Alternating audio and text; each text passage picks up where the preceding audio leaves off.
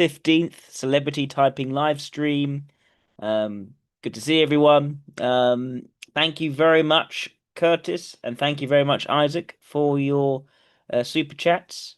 Looking forward to getting started, I believe, with Alex Connor first. Let me just 15th celebrity typing live what's going on there? There we go. I need to pause that. There we go. Right. So yes, Alex O'Connor. Let's go and do that. I've actually long wanted to look at Alex O'Connor. That's a really, really good suggestion, Curtis. Greatly appreciated. So let's look and see. So Alex O'Connor, known as Cosmic Skeptic, is an English podcaster and YouTuber. He's known for his videos on philosophy on YouTube, most notably on subjects of ethics, religion, and atheism. Born 1999, born in Oxford, got a Bachelor of Arts degree in philosophy and theology in 2021. He actually started his career by uploading videos on skateboarding, but by 17, making videos on the channel Cosmic Skeptic, commenting on philosophy, religion, and political topics, such as the 2016 United States presidential election. He's interviewed conservative journalist Peter Hitchens about drug decriminalization, secularism, and the British monarchy. Hitchens abruptly ended the interview and expressed his active dislike of O'Connor before leaving. He has participated in debates at the Oxford Union. It features in an episode of the American political debate series Surrounded by Jubilee Media, where he debated 25 Christians on the existence of God and the veracity of the resurrection of Jesus.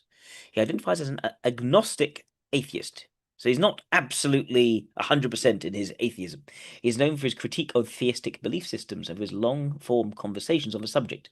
He's a Republican, somebody he's spoken publicly on, including with Piers Morgan, and he's also a former vegan. Interesting. Let's take a look at some of his YouTube isms. And let me see.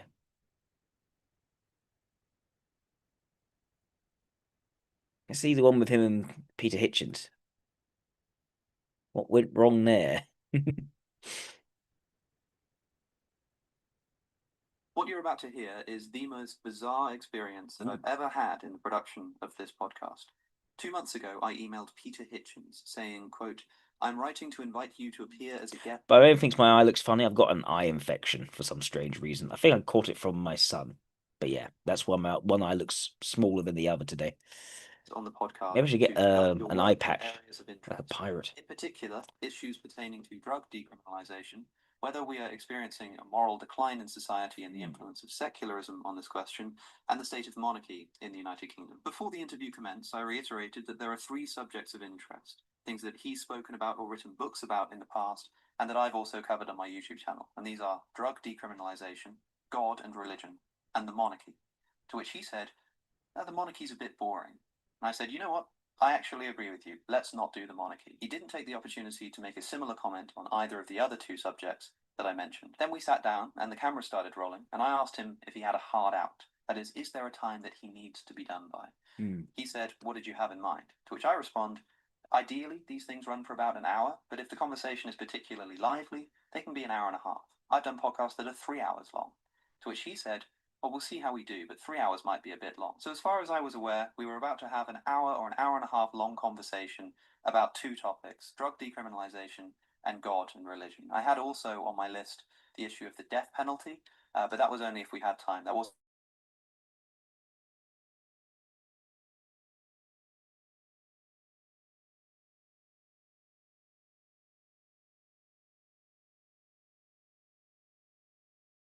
tells me that they want to take something out or they're not happy with something for any reason, then I respect that. The problem is that Mr. Hitchens didn't just tell me that he wasn't happy with the interview, but that he wasn't happy with me personally, and he did that for 15 minutes. He then went on Twitter and made it quite public that he was recovering from an attempted interview with me in which I bored him for almost an hour. Bored for almost an hour by unoriginal questions about drugs. Since then, he's been tweeting about me quite a lot, and I think I've earned something of a right of reply. I figured the best thing that I can do is simply present the full, uncut interview so that you can make your own mind up about what went wrong here. I may, in a future YouTube video, give you my own views about what I think happened and why I think it went wrong, but for now, I simply give you Peter Hitchens.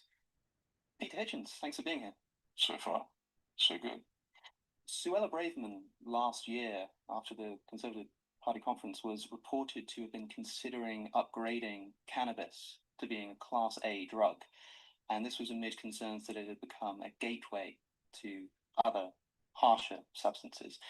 Do you think that cannabis is a gateway drug? No, I think it's quite bad enough itself. It doesn't need to be a gateway to that. But Peter Hitchens, we have already typed as an LSI.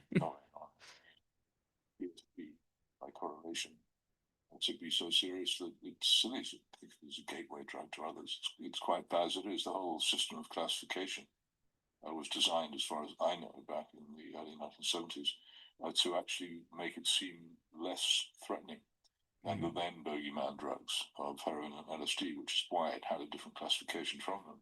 So do you think that would have been a wise idea, upgrading the class? No, none of these things have any real relevance at all. The current classification, I think, means that maximum sentence for possession is 5 years in prison and an unlimited fine.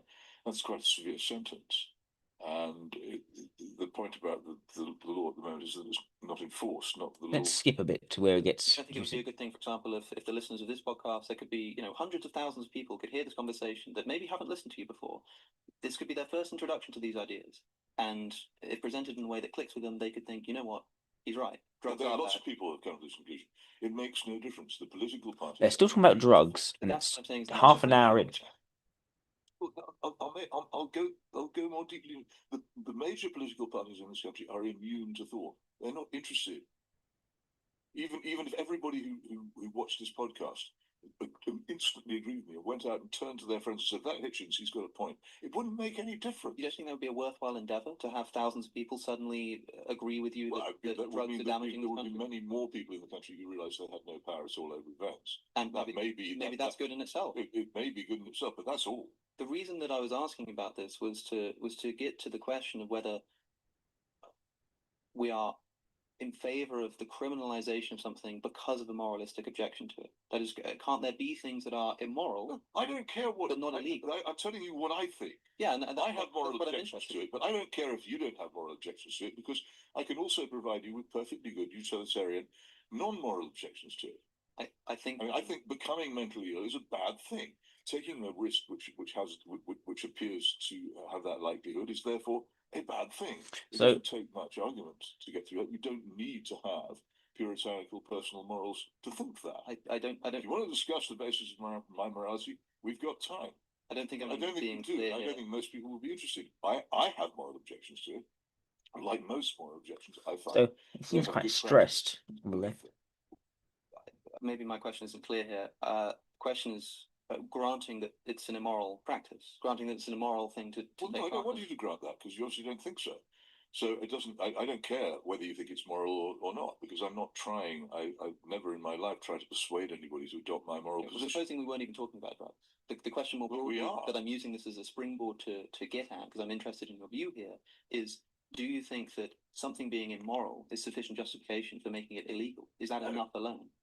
So what else? Some things are immoral which shouldn't. Sounds to me that he's diving a bit deeper into Peter Hitchens' mindset than Peter Hitchens would like him to do. That additional justification. We have a practice which is immoral. That's not enough to make it illegal. What is the sufficient condition to make something justifiably criminalized? Well, it's harmful. Sure. And so a moment ago, now bringing up the context of drug decriminalization. But we're not arguing about whether to make something illegal.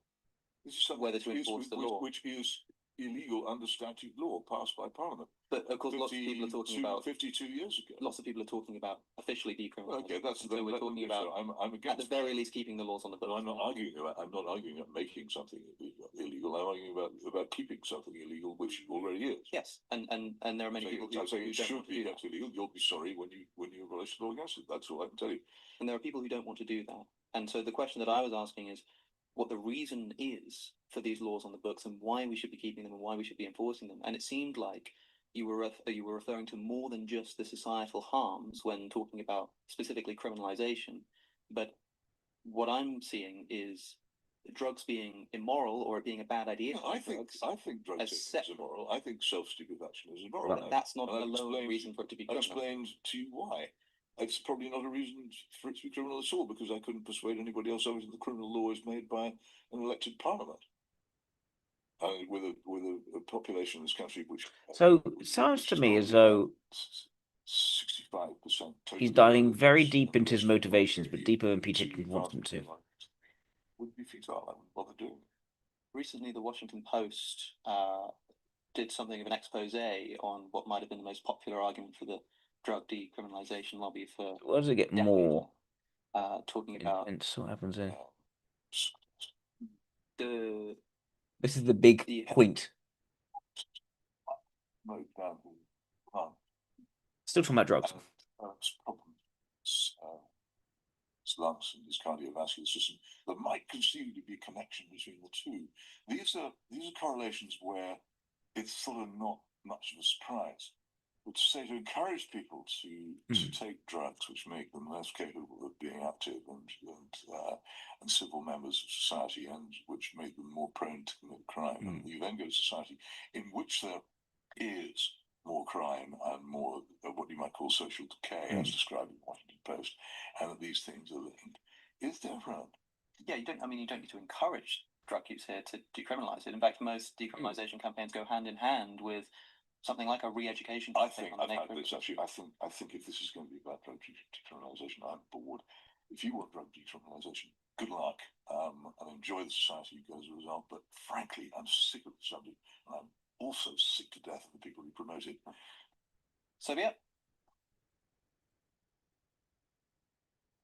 So it sounds to me the conversation was going for Will you be all right? 42 minutes about one topic, and he seemed to have felt as though. What do you rather say? I'm sorry. Which false pretenses? Well, this is going to be an interview about several subjects. It's nothing but drugs. Yeah, I mean, nothing. You're obsessed with drugs. This is the first topic of many. You're obsessed with drugs.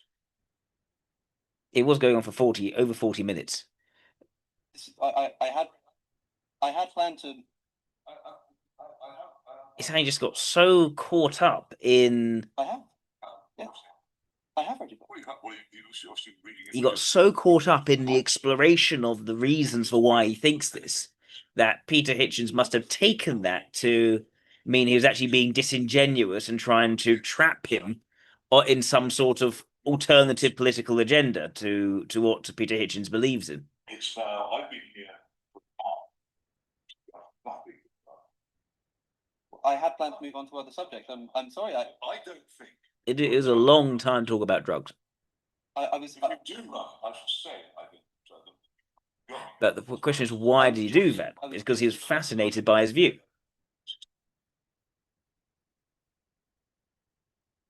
Very bad. We spoke beforehand. I said I wanted to talk about drugs and God. You did say I want to spend discussing drugs, including half an hour discussing Porsche. I'm sorry if that was too long. I really had.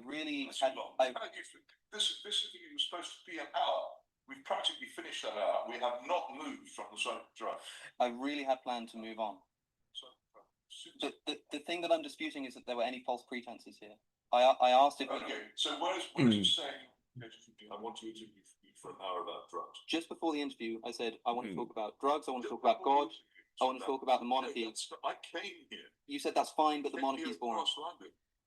You will say we're going to have an hour's discussion about drugs, including half the thing on Portugal. Because if you had done so, then A, I would have said no, and B, I would be better briefed this specific question. I thought it was generalistic on a number of subjects. I think you have acted on false pretenses. I think you have been dishonest with me, and I think you've behaved extremely badly. I had planned to talk to you about drugs. He stays very level, stays very non-confrontational.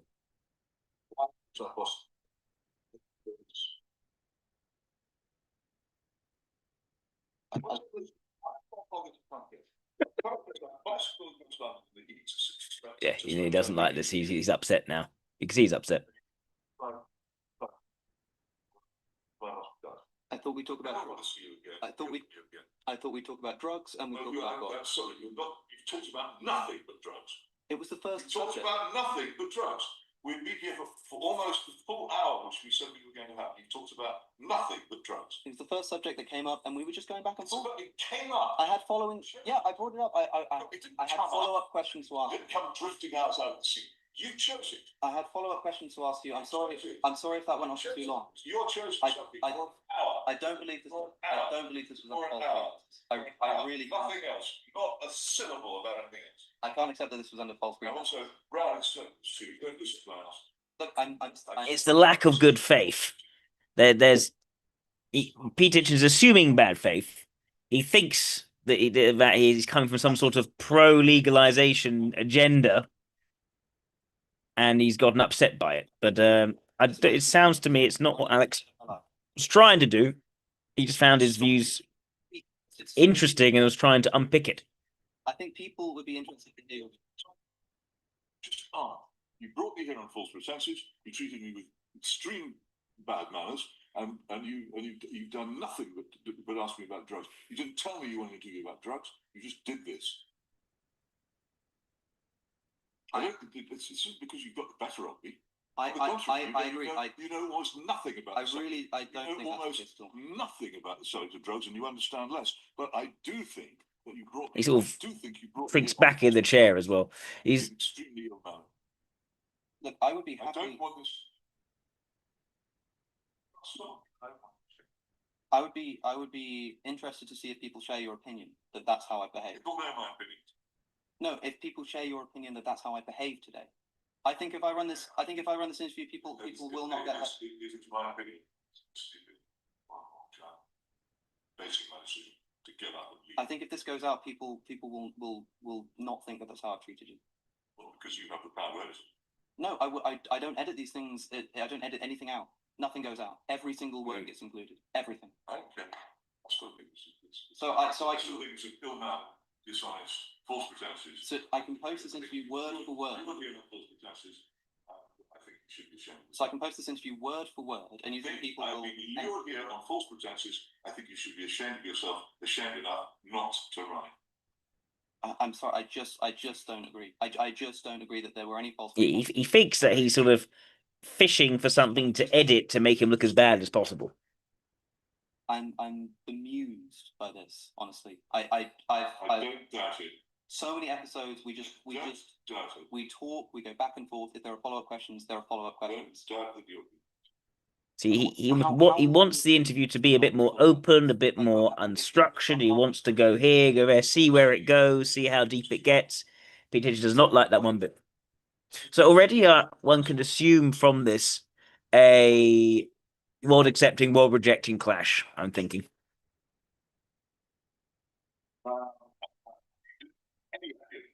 You have read what I've written, or if you have, you haven't taken it in or understood it. Before this interview, I asked you if we could talk about drugs. You said yes. You didn't. I didn't talk about drugs. I didn't agree to the entire interview about it.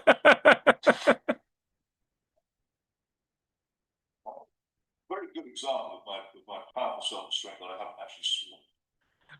Don't. If you've got any sense of how it is, don't run that. Ms. Hitchens, I want to run this just. You're not entitled to run. You have no moral entitlement to run. You brought me here on false pretenses and you behave very badly. Just. And if you do, I should say so. Just in order that I can. That if that's the case, that if I have mistreated you, that I can hear that from someone other than just yourself, because I just. No, it's my opinion that matters on that. I don't know what you persisted with us, Carl. He looks quite upset. He looks quite upset. Read it, Carl. Came on time. I was here when questioned. Yes. And then I don't want to become a Hitchens analysis. I mentioned how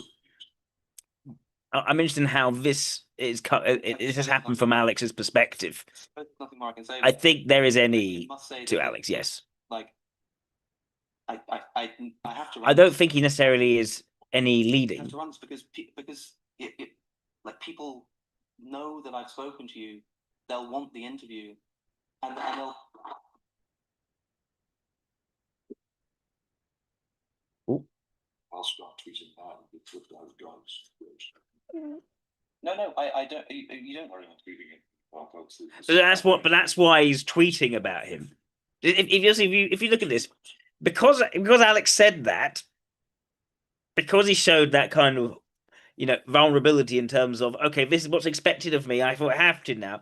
That's why he started tweeting all about Alex, and that's why Alex then said, okay, well, now he's tweeted at me, I have a right of defense, and now he's released it.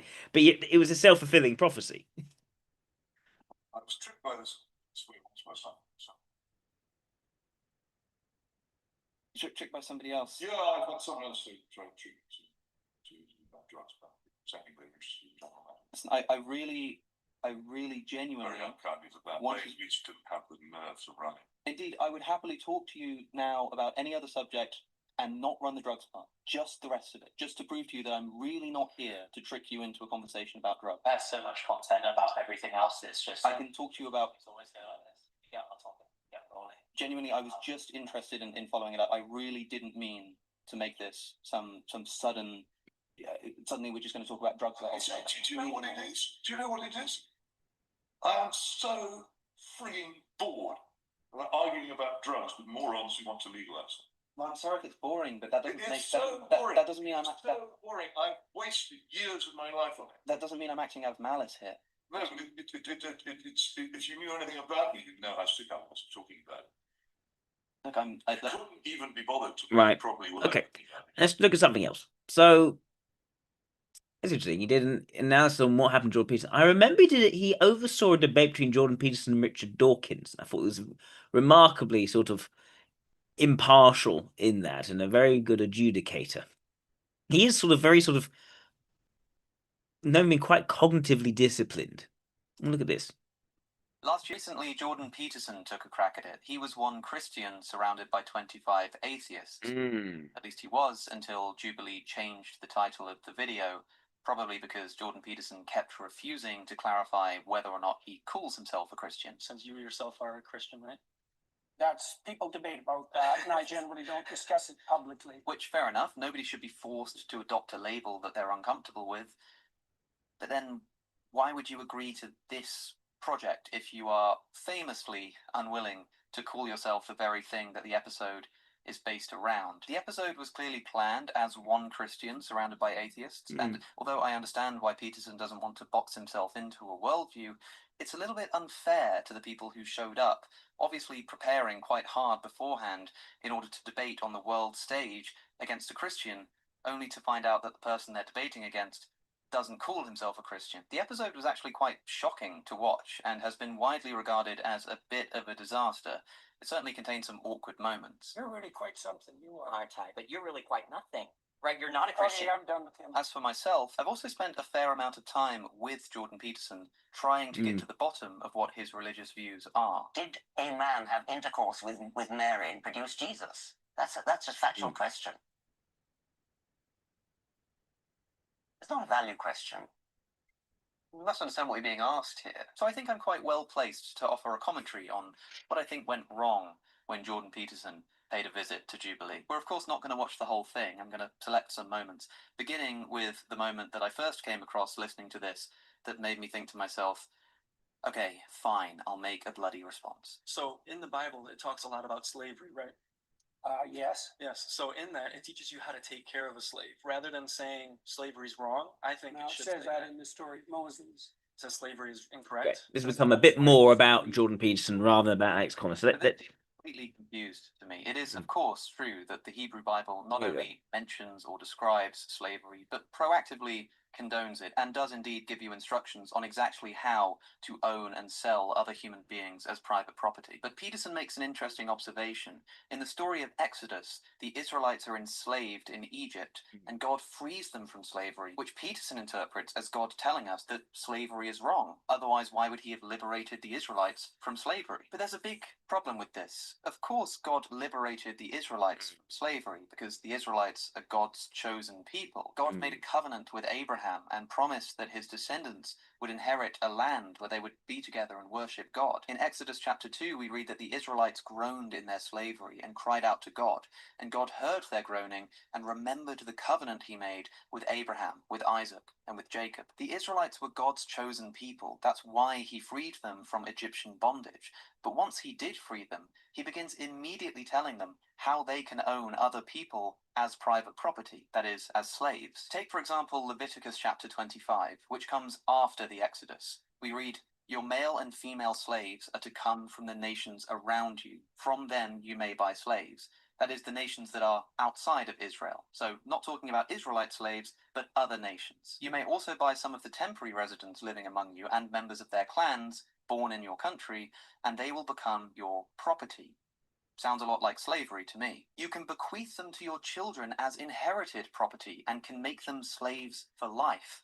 But So here is, you see style rising of him pointing out inconsistencies in people's points of view by drawing to evidence which contradicts what they said before. The basis being that if you believe in the Bible, then, and you say that the Bible says that you're no longer keeping slaves, or it goes against slavery, but then why does it say that? Why does it show you how to keep slaves? In the Hebrew Bible, which completely undercuts what Peterson is saying here. Exactly. As an Israelite, Pointing out you contradictions. actually have a Hebrew slave. You just have to treat them differently to the slaves from the nations around you. There seems to be quite a sort of that same Exodus, which very sort of open, sort of good faith appreciation of what is actually said, just making sure that the contradictions are pointed out and talked about, without pushing a particular, okay, and so this is what I think instead. There's a great degree of intellectual honesty in this. It's like a kind of indentured servitude. You only keep them for a Let's see him in a. which they get to go free. Let's see him in an interview. If a man sells his daughter into slavery, she doesn't go free like the male slaves do. With Alex Collo, Faculty of Theology and Religion. It's interesting that he decided to go into theology and philosophy. So the key interest for him is in the critical examination of these topics. It is deeply academic in its nature. I'm joined today by Alex O'Connor, who is quite an academic interview, of course. Alex studied philosophy and theology with us and 5 months ago, from quite Oxford recently. in 2021. He's best known for his YouTube channel, Cosmic Skeptic, which currently has 1.62 million subscribers. Alex has described himself as a professional atheist, and he has explored atheism through his YouTube channel over the years. His channel now includes interviews and debates with figures such as Richard Dawkins, Neil deGrasse Tyson, Slavoj Žižek, Ben Shapiro, and Jordan Peterson. Alex also hosts a podcast called Within Reason, where he's interviewed scholars from a range of disciplines, exploring topics such as biblical hermeneutics, ethics, and modern atheism. Alex, thank you very much for joining me here today. No problem. It's great to be here. So I just wanted to ask, there's not that much known about... Yes, I think that's right, but it bothers him that he's being misunderstood as being... The years in education. I think that's an important point as well, Cypher. It bothers him as being misunderstood by Hitchens. It also, as he said, I feel like I have to release this video because people now expect it, which suggests, again, the need to sort of meet expectations. It seems to me to be a neurosis of his. Like, he can always, you know, not care about the expectations on him. Sure, interviewed Peter Hitchens, but he didn't want to be uploaded. He could say, well, I'm not uploading it. He could do that, but he's not. So he seems to be just be some degree enthralled. He's at the point of an interview, enthralled to what people were expecting of him to then do, which I think could be extroverted ethics as a valued area. We shall see. Some degree of social adaptivity as well, or flexible extroverted ethics. What made you first decide to upload videos about atheism to YouTube?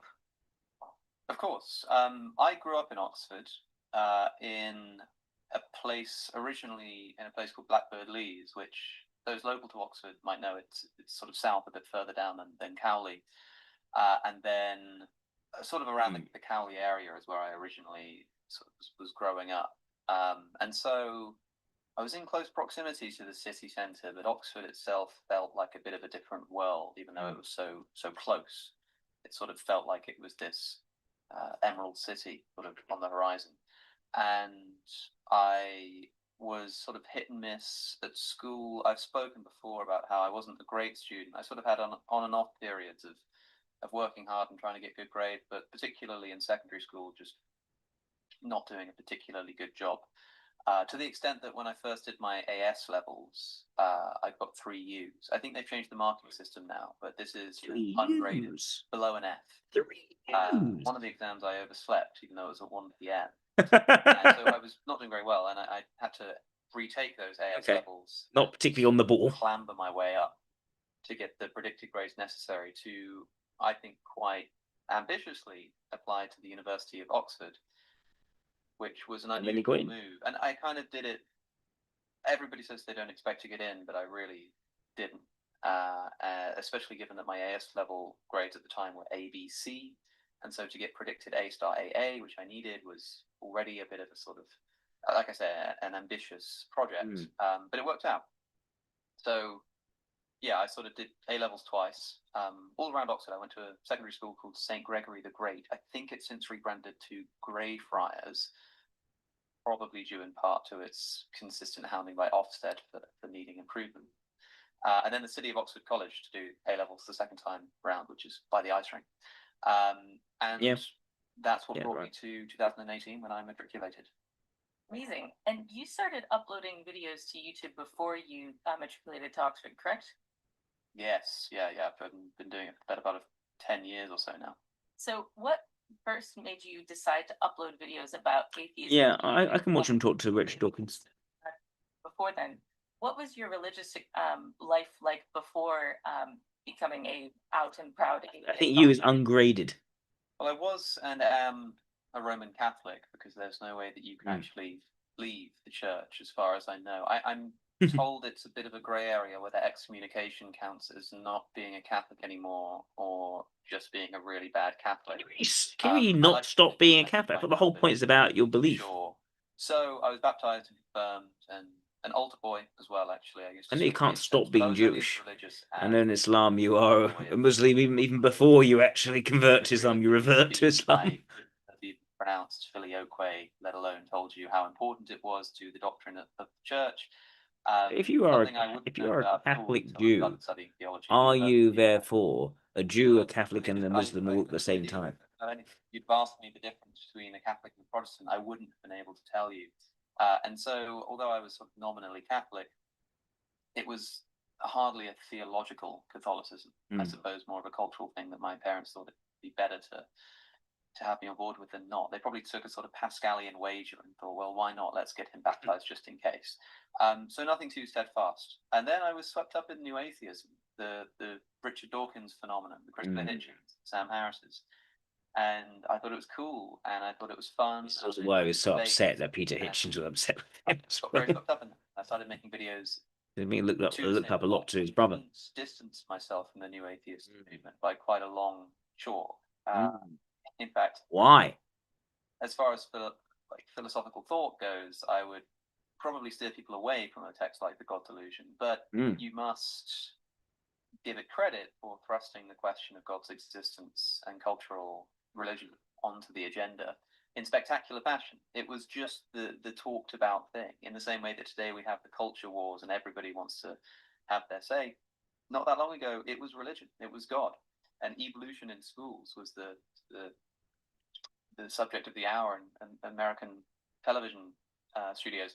So it was just that, and I just threw my hat into the ring, as it were, and before long, the channel picked up some steam. What was it that swept you up about New atheism, and what was it about YouTube in general that appealed to you? I think there's something fun and exciting about YouTube in general. It's like a hobby, right? It's like, I used to play the guitar and skateboard, and YouTube was another thing. I used to be into filmmaking. I was quite interested in the way that visual media was put together, cameras and audio and boom microphones and assistant directors and stuff. It's an exciting thing.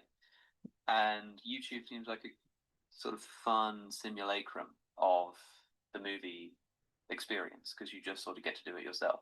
And there was something kind of thrilling when I realized that I could say something to a camera and put it out into the world for anybody on any computer to go and see. We're quite used to that now, and by the time I was doing this, it was very normalized. But social media, you can put something out that anyone can see. And so you could post things to your friends and stuff, but the idea of just having something that someone on a computer could go and find was exciting. And I tried all kinds of different topics. And if anyone can find it, no control over who sees it. I did guitar tutorials, I did skateboarding videos, and then having been interested in new atheism, it must have been taking a copy of The God Delusion. I think it might have been my brother's, and flicking through it and thinking, this sounds fun. Yeah, no, Mm. you're right, Professor Dawkins. All of this religious stuff is kind of nonsense, and they are so prideful. And I suppose it helped that on the first print you have these glowing recommendations on the back. Darren Brown calling it his favorite book ever, Philip Pullman and the like, just all sort of lauding how wonderful it is that it's easy to get swept up when you are 13. And would you say when you first started making those videos that you had an idea of what it meant to be an influencer? Did you imagine yourself as a YouTuber or have a particular trajectory with the content that you made, or was it just things that came to mind in the moment? There was definitely, I mean, the influencer phenomenon hadn't really started at that point. There were YouTubers, but these were your they were sort of making prank videos and gaming and all of that kind of stuff. And there were some big names in the field, the sort of classic YouTube famous people, your KSIs and PewDiePies and people like this, right? But the specific era of online debates and video essays was really starting to get going when I was picking up on this. So the idea of political or social commentary that often consisted in responding, like you'd play a video or you look at something someone else said or a speech, and you would literally just interject and edit in your little responses throughout. And that was a popular style of video. And they were entertaining because you could be sarcastic and you could choose what to respond to. And the internet is an endless Niagara of useless information. And so you could just pick whatever suited your purposes best, which would be to create an entertaining rebuttal. And so that kind of stuff was all over the internet. But the term influencer, I think, is a funny one. It seems to mostly apply to people who have an online presence, but don't have any sort of definable project. Like I think that someone who's an influencer is literally someone who's famous for fame's sake, and so they influence in the sense of just whatever they feel like saying that day is the subject of conversation. For me, I'm a YouTuber, and maybe I influence people's views, but I do that as a channel for other people's writing. I stand on the shoulders of giants, as Newton said, except Newton actually, climbed up a little bit further and did something with it. I just sort of humility, listen to what they're saying and shout it out. So I'm more of a translator of information. I think I explain concepts more than translate information, explainer of concepts, any direct manner, rather than influencing necessarily. When you were making videos, that fits. You were doing your A levels and then redoing your A levels. Did you already know that you wanted to study theology at university, or is that something that you thought about? Did you have any doubts about studying theology, or what particular subject you would do? Well, I had at one point in my life I thought about going into STEM, interesting choice of or something like that. chest of drawers. Later on, philosophy seemed like a more worthwhile pursuit for me, and I wanted to study philosophy and possibly something like philosophy and politics. I wouldn't do PPE because I don't have the maths for economics, and it was so competitive and had such a bad reputation. But I think my second choice for university was Edinburgh. Didn't want to go for the competitive thing. Oxford doesn't let you do philosophy on its own. Yeah. And so when I went to apply for philosophy, I thought I could prepare it for something. I've always found this a little bit strange, but I'm quite grateful for it because theology seemed like a natural fit. I've been making videos about atheism on the internet. Theology kind of feels like a kind of philosophy in some context. I thought, yeah, this will be good, and it will give me the right kind of knowledge that I'll need to keep making videos. But having since graduated, and I had a strong focus on philosophy during my degree, having since graduated, theology as a subject has blown open for me and become exceedingly interesting. And I think that's got a lot to do with studying it at university. I mean, blown open and the become interesting. theology faculty is in fact the faculty of theology and religion. It's not just a confessional pursuit for people who want to be priests. It's also anybody who's interested in religion as a psychological, anthropological, historical phenomenon. And I think it's difficult to I think someone suggested LII, Insurance suggested LII. I'm inclined to think LII for Alex O'Connor at this moment in time. Had a lot to do with the necessities of the course, but I'm actually glad it worked out that way. Brilliant. And could I ask, what what did you expect from studying theology? What did you think it would be like going in? Did you see yourself as a student, as a theology student, or maybe a philosophy student? And how did your experience match your expectations? Well, I think I was impressed by the level of sort of independent influence I had. I don't know how it is now, but it was the case that there were particular mandatory papers, one of which was the figure of Jesus through the centuries. And so you sort of have to study the figure of Jesus. And I remember my then tutor setting out the topics we were going to do, the reading list, and one of them had a name I couldn't even pronounce, and it looked like it was going to bore me to tears. So I looked on the syllabus and I saw that one of the potential avenues was to study the novels of Dostoevsky. And I just asked him, I said, look, this seems way more interesting. Can we do this instead? He was like, yeah, sure, that's fine. And so it was surprising that there was so many ways in to a subject like that. And I had a great time for that reason, because I was able to sort of tailor it to fit my desire. So I had a good time. I was also surprised by how interesting I found a lot of the religious content. I mean, I was primarily a philosopher, but my main interest was in philosophy of religion. So even in the philosophy papers, it was philosophy of religion, and they lent themselves to each other quite well. The surprising thing is that since graduating, I've suddenly become really interested in the Bible in particular, in like New Testament studies, and that has completely surprised me. If you told me 5-10 years ago that would be one of my most sort of studied topics, just recreationally, even it would make no sense to me at the time. It's one of my regrets from studying theology is that I didn't focus on something like New Testament or biblical languages or something like that, because that would have been very useful now. And I have no doubt that interest would not have been unlocked had it not been for studying at Oxford, even if just because of the people that I met there, who, lots of them theologians, brought a certain flavor to our discussions that I realized I couldn't get from anywhere else. And hearing other perspectives is again important to him. We already know that from the interviews. Honestly, no, because it's quite a normal thing to do. I understand it's a little bit strange to think that an atheist would study theology, but then it's not, because atheists also study classics, and nobody's confused why an atheist with regard to the Greek pantheon would be interested in studying the Iliad, in fact becoming obsessed. Yeah, that's an introverted logic argument.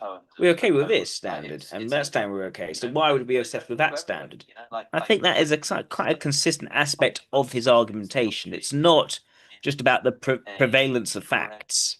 It's about, okay, that's the standard you think is okay. We're compared to that standard, and that standard we're okay with. So why do you think that standard's wrong? That seems to be a common aspect of his argumentation, which again is very much introverted logic. Having a theology degree is going to be really useful for that, but guess what? And it fits very much into someone who does philosophy. Your modules.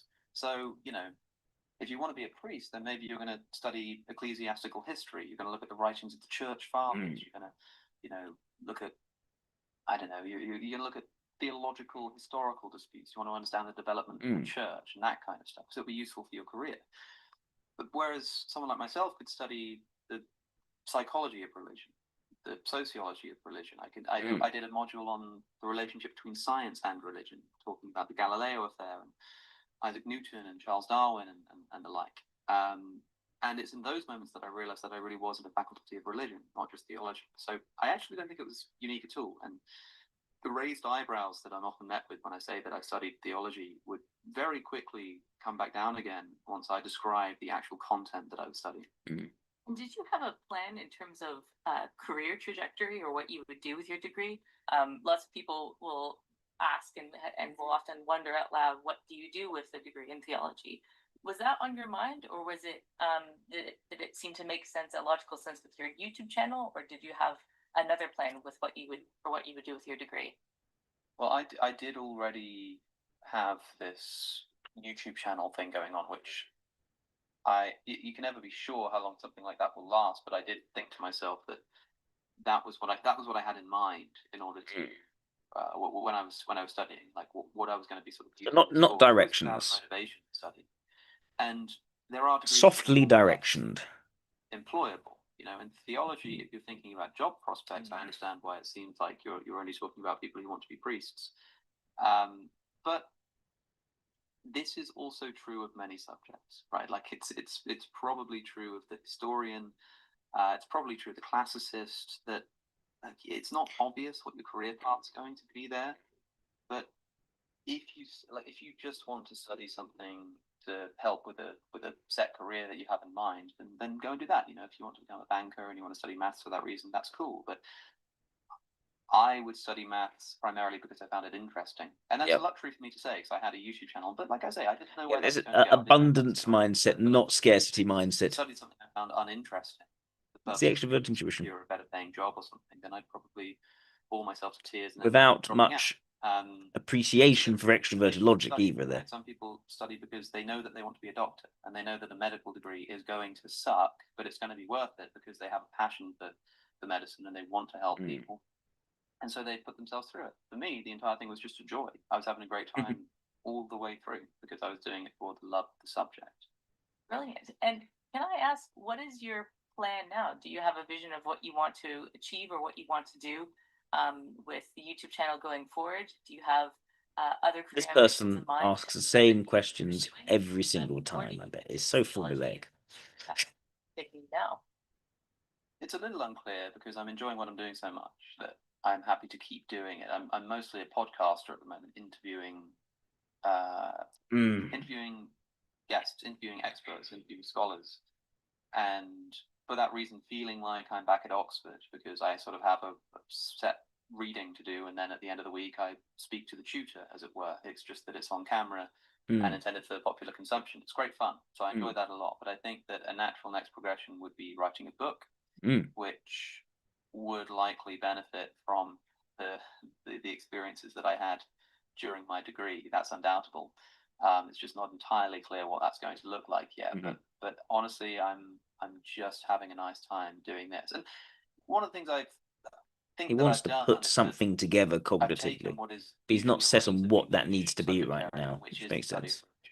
And brought it to a wide audience and been surprised with how receptive people have been to it. I mean, it's like you sort of you can't debunk the numbers. People are listening to the show. They're watching podcasts about the Gospel of Judas and about the history of the deity Yahweh. And I don't know why, but at the very least, it proves that it must be interesting to a great deal of people. And I'm sure that anybody who enjoyed a podcast like that would also greatly enjoy a degree in theology. Really, and on the topic of the popularity of your channel and on the discussions of theology and religion in general, there's been a lot of news and talk in the media in recent weeks about a sort of quiet revival amongst Gen Z, who are increasingly becoming more interested in religion and more affiliated with Christianity in particular. What do you think of this so-called revival? Do you think it's real? And what do you think? And if so, what do you think drives it? It's always very difficult to analyze sociological trends in the short term, and sort of 5-10 years is the short term. I mean, this prefers to view things from the long term. It's really only something that's happened in the past few years. He's not giving an immediate answer based on what things are now. He's very judicious in his thinking. The work of Tom Holland in his book Dominion, committing to a clear answer. It started this new popular thought. The new sort of popular thing in the zeitgeist is that everything is ultimately Christian, and if you just sort of give it a bit of attention, then even if you can't quite buy into the mythological stuff, you realize that it's not really about that. We're just trying to start community. New atheism was a huge phenomenon, and it lasted for roughly 10 or 20 years. And I think the cultures just ebb and flow. They react against each other. And the cool, interesting thing to be is the opposite of whatever the norm is. That's why it was cool to be an atheist, because... And so he just describes it quite sort of dispassionately, just how it tends to ebb and it tends to flow. That became so popular that now the cool position is to be religious, saying, actually, I'm not so sure about the atheist stuff. I think there's a lot of back and forth in that regard. If there is a genuine revival in religious belief, cool, but I don't think we'll know about it with certainty until enough time has passed to make sure that it's not just a cultural trend. A lot of these people who are interested in religion are I want describing to see themselves as him cultural Christians. in Jubilee. It's unclear what that even precisely means. Can I actually do the Jubilee one? We'll see what happens if I get in trouble. One atheist versus 25 Christians. But when a child dies of leukemia, could there be a purpose to I think another point is he is an atheist who Christians feel quite comfortable talking to as well. So very important. He's not seen as intimidating. He is he's seen as someone who appreciates their point of view, despite that he is nominally an atheist. I think that goes quite some way as well towards. Yes, I think LII. Oh yeah, I remember that. Kurt wanted to see him talk to Richard Dawkins. Because why does Alex Connor not like New Atheist anymore? Outgrowing New Atheism. Let's look at this. Hello, my loyal 11 subscribers. Friendly neighborhood atheist here. Alex O'Connor. Why did they outgrow New Atheism? Cosmic skeptic. Cosmic skeptic. He's very smart. You grew very fast. It feels like you went from nothing to suddenly hundreds of thousands of subscribers on YouTube. Something from nothing, as it were. I was just kind of having fun as a teenager. I used to make videos. It's always embarrassing to look at old material, but I'm like swearing. Except in Abraham, I look back and I think this is really bad. It's so clear listening back now that I just didn't understand the argument. But then I look at the comments. It's sort of become consumed with arrogance and pride. To what extent, when you were in that phase, And he didn't like that. He didn't like that he looks down upon that sort of stridency. That's childish, and it was time to move on.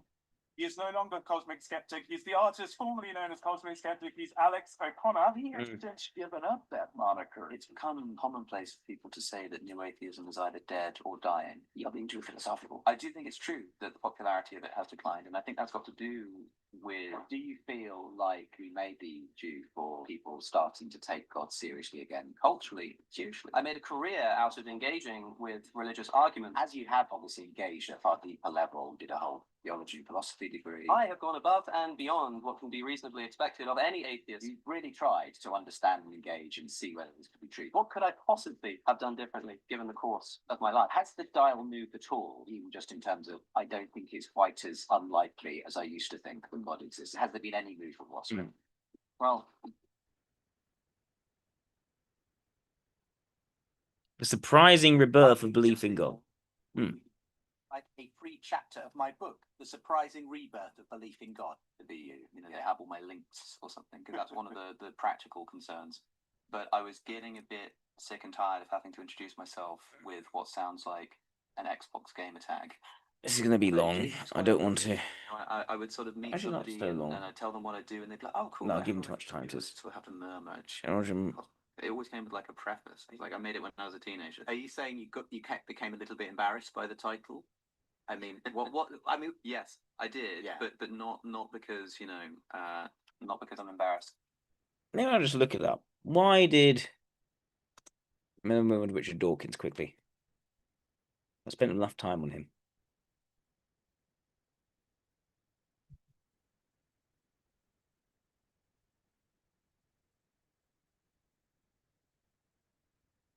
Did intellectual was more nuanced, philosophical engagement with religion, finding earlier aggressive or superficial approach insufficient. Yeah. Again, it's the movement. It's the distaste of extrovert sensation. He does not want it. Doesn't want to. He wants to really understand it in all of its nuances and to turn it over in his head. So maybe a quick one, Richard Dawkins. There we go. Let's do that.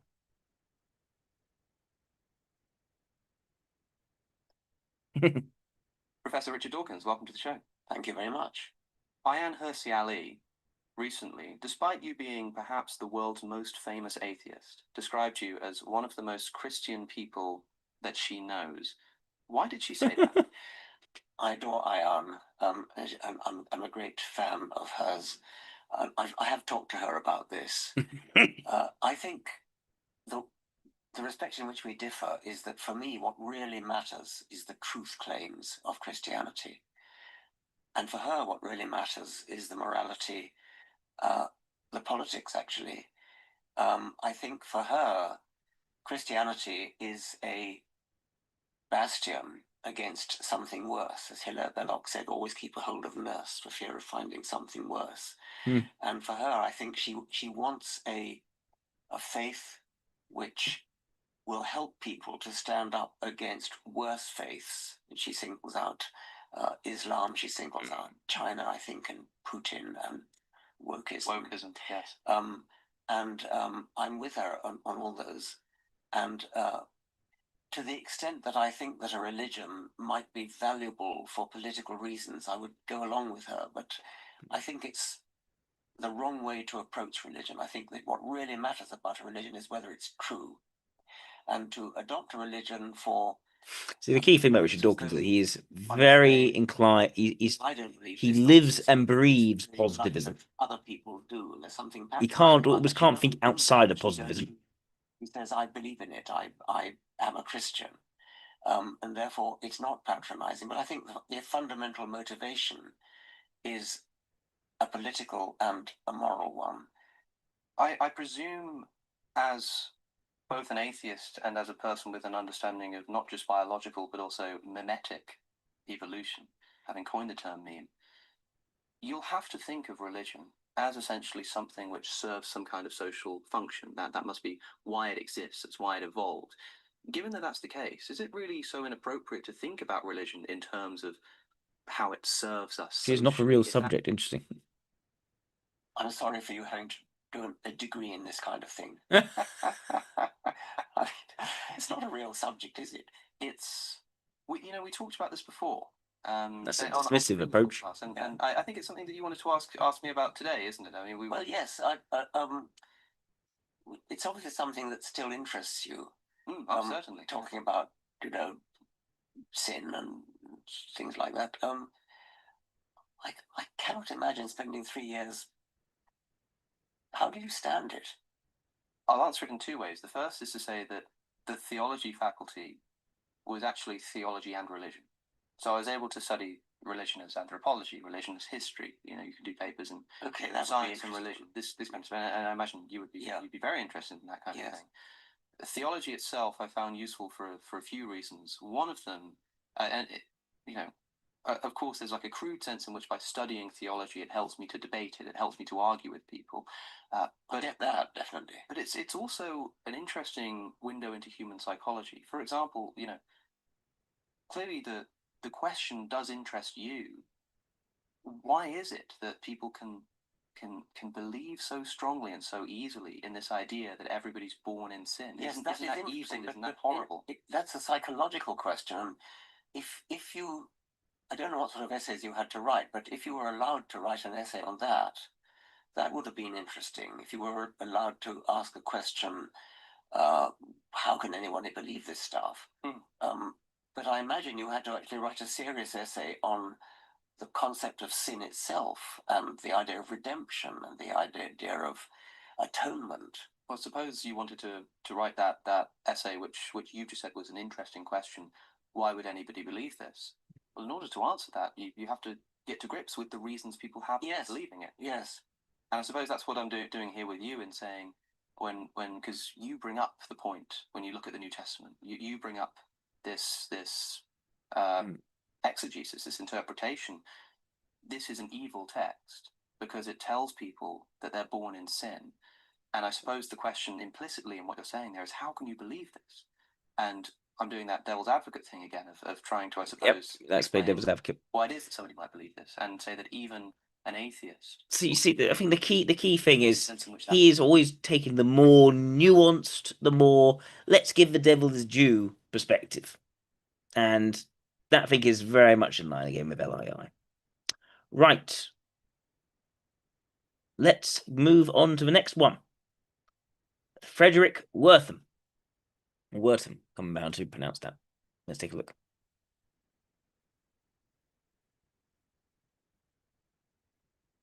And if anyone wants me to type someone else, please make a super chat of at least $20 American, and I'll type that person after Frederick Wortham.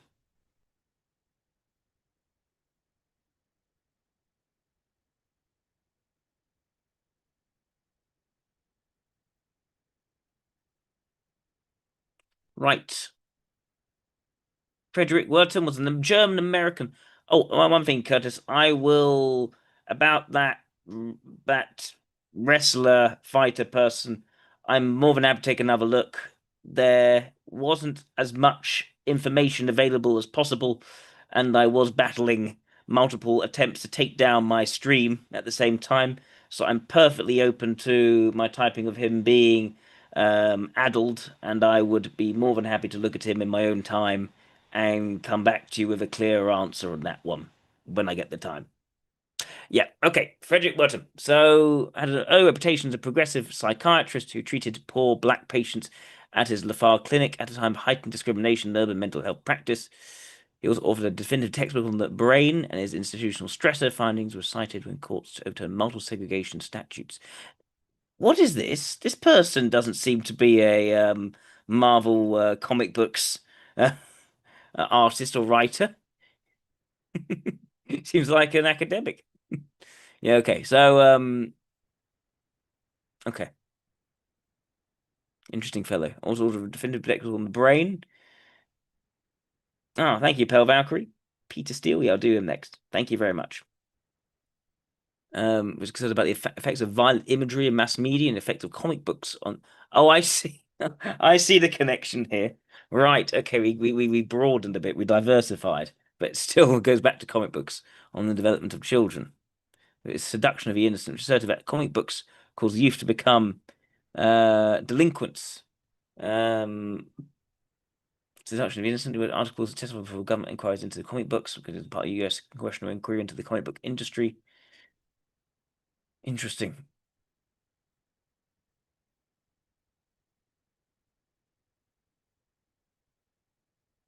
As a definitive textbook on the brain in 1950s. So not 1950s. Well, potentially 1950s. And institutional stressor findings were cited. Segregation statutes. Interesting. Okay. Jewish family. Time corresponding invention with Sigmund Freud, interested influence him in the choice of psychiatry.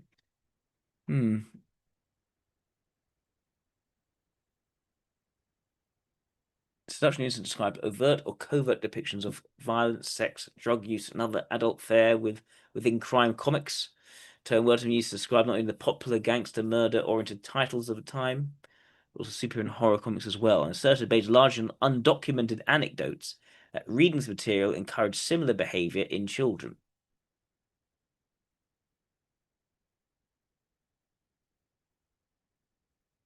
Many conjectures, particularly around hidden sexual themes, probably the Freudian influence, were met with skepticism from his fellow mental health professionals and audience those concerned with public morals, who had heard him testify before the Senate subcommittee on juvenile delinquency, which he led. He restated arguments from his book and pointed to the comics as a major cause of juvenile crime. Interesting.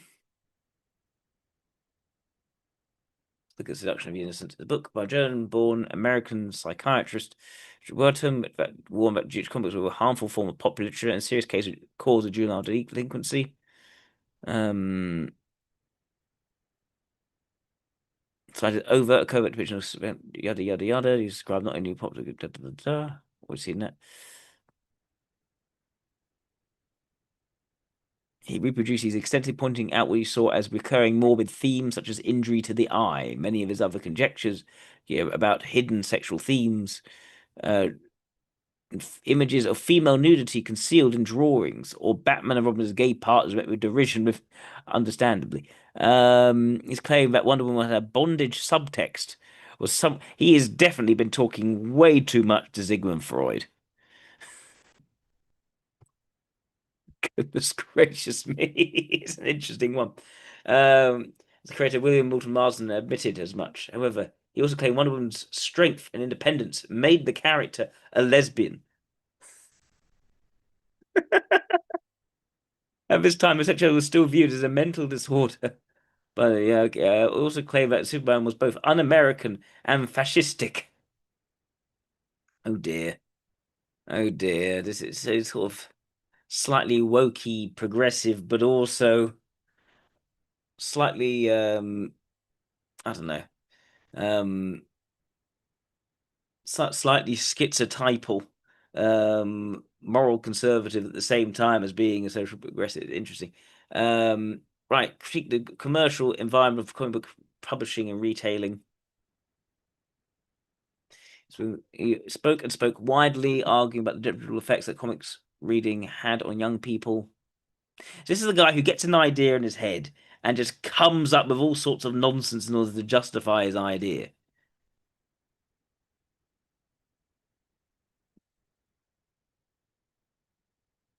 Criticism. He manipulated, overstated, compromised, and fabricated evidence in support of the contentions expressed in such an incident. He misprojected both the sample size and substance of his research to be more objective and less anecdotal than it truly was.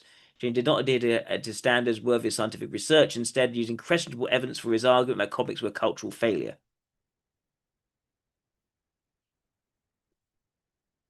He used New York City adolescents from troubled backgrounds with previous evidence of behavior disorders as primary sample population. Some subjects were sometimes altered, combined, or excerpted so as to be misleading. Relevant personal experience was sometimes left unmentioned. For instance, in arguing that Batman comics condoned homosexuality because the relationship between Batman and... This is someone who gets an idea in his head. It doesn't matter what the evidence actually is. The evidence needs to suit the conclusions, not the other way around. And he will sort of manipulate it to make it look in a certain way.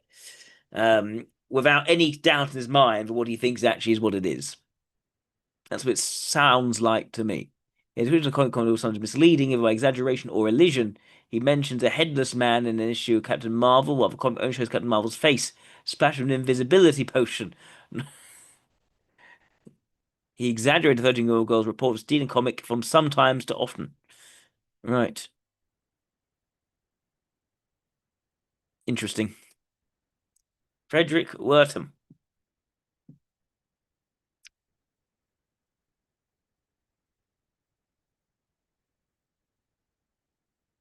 His views must be of large actually his broader concern with violence and with protecting children from psychological harm. His writing about the effects of religious segregation was used as evidence in this landmark Supreme Court. And part of his book, A Sign for Cain, dealt with the involvement of medical professionals in the Holocaust. This book made 2 memorable appearances on the Mike Douglas show, where he ended up debating his theories with co-hosts. I want to see these appearances. Yeah, falsified data. Right, let's take a look.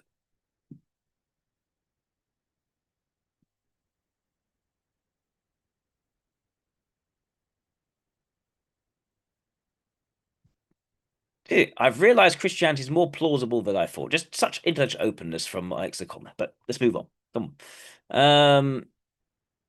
Frederick Wertham, comics bogeyman. Okay,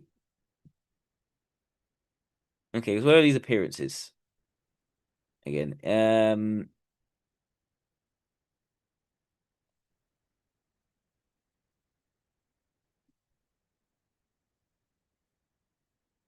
yeah, Mike Douglas show. There we go.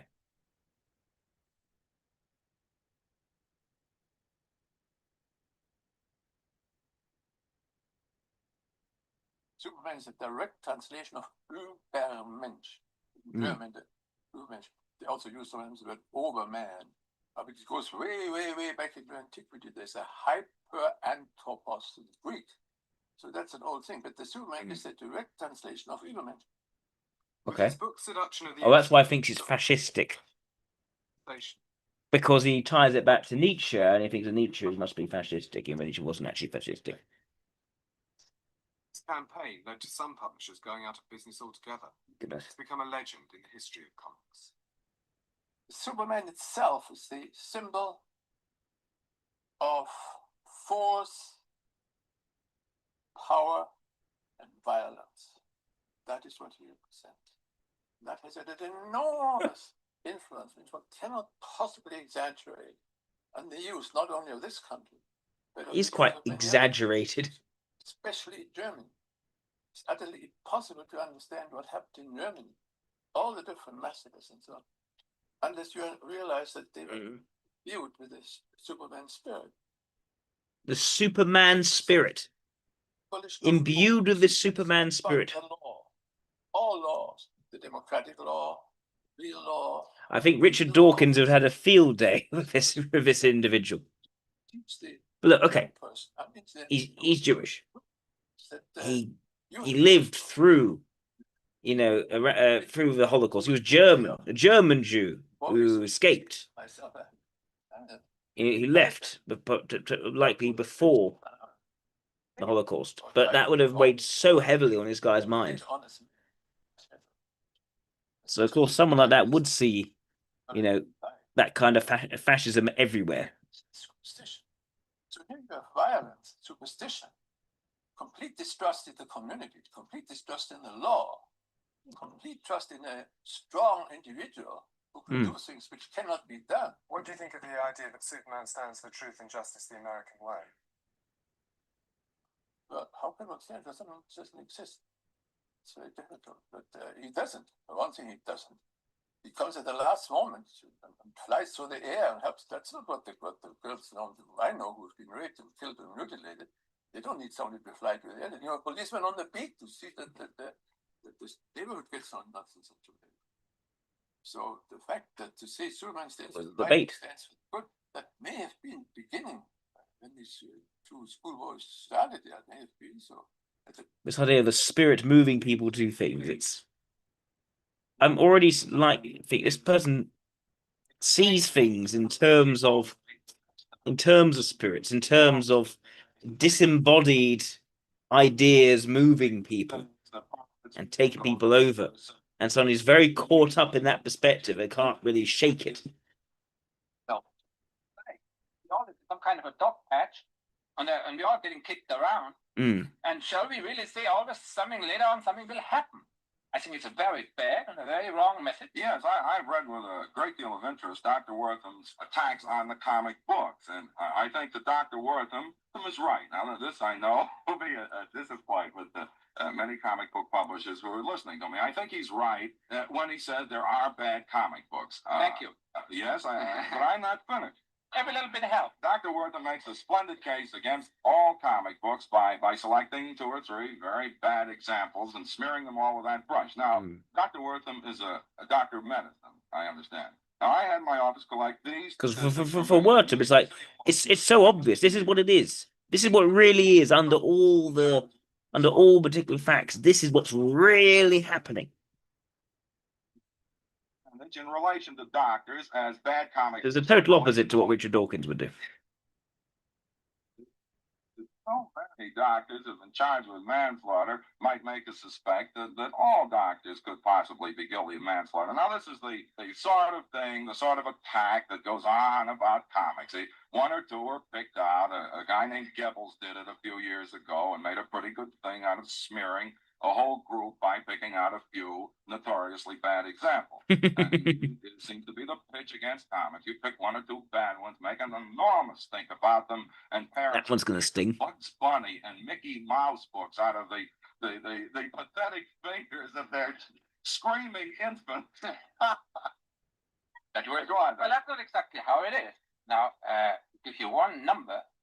The bad comic books, bad, worse, violent crime comic books have increased the first 6 months of this year over the 10 preceding years by 6,000%. Now that we have figured out. Now when you speak of 2 or 3, you're not right. And if you would ask your friend, let me say something about your friend. You know, I like you. But when I see you, I feel about you like great thing about Faust. It hurts me in my heart so deep. It hurts me in my heart so deep.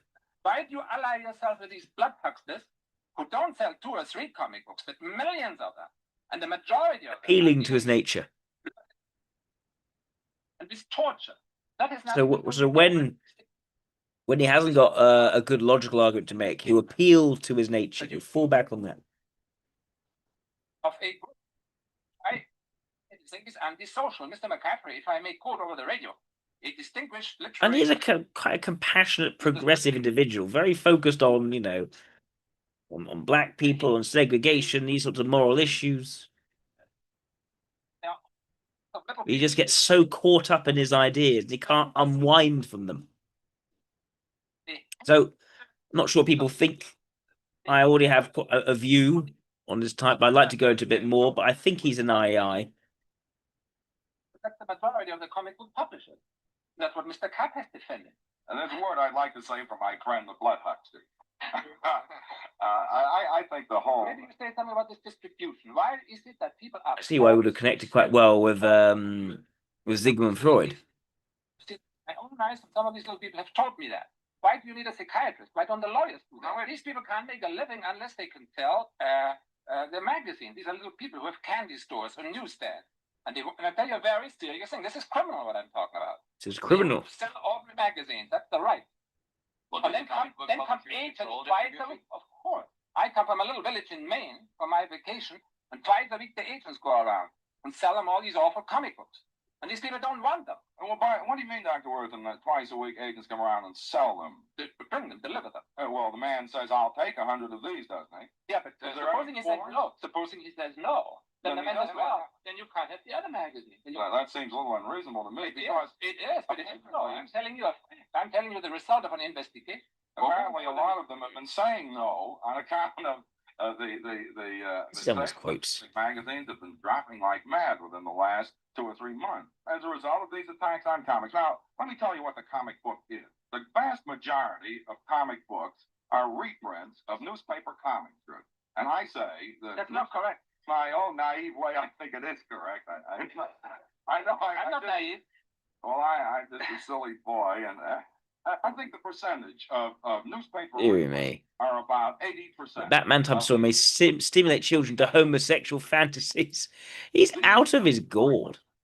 Hitler was a beginner compared to the comic book geeks. What? What? Milton Tanner, myself, and Chick. What is he saying? Then they're censored by. Robin is a handsome, ephemic boy, usually shown in his uniform with bare legs.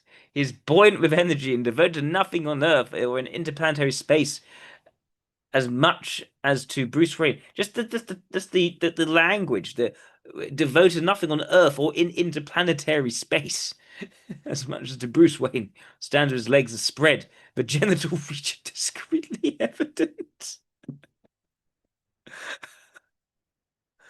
The Batman subs may exhibit hatred homosexual fantasies, the nature of which they may be unconscious. Definitely too much Sigmund Freud going on here. But the idea is it's the sort of the intellectualism through which he can then pursue certain agendas of focus for him.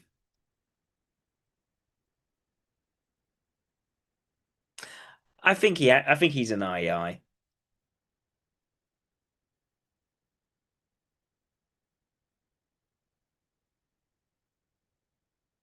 See if there are any other quotes. I quite like some of his quotes. Don't take that the wrong way. I find them funny. What's it called? Wiktionary. There you go. No, is it Wiktionary? Wiki quote. That's it. Wiki quote. There we go.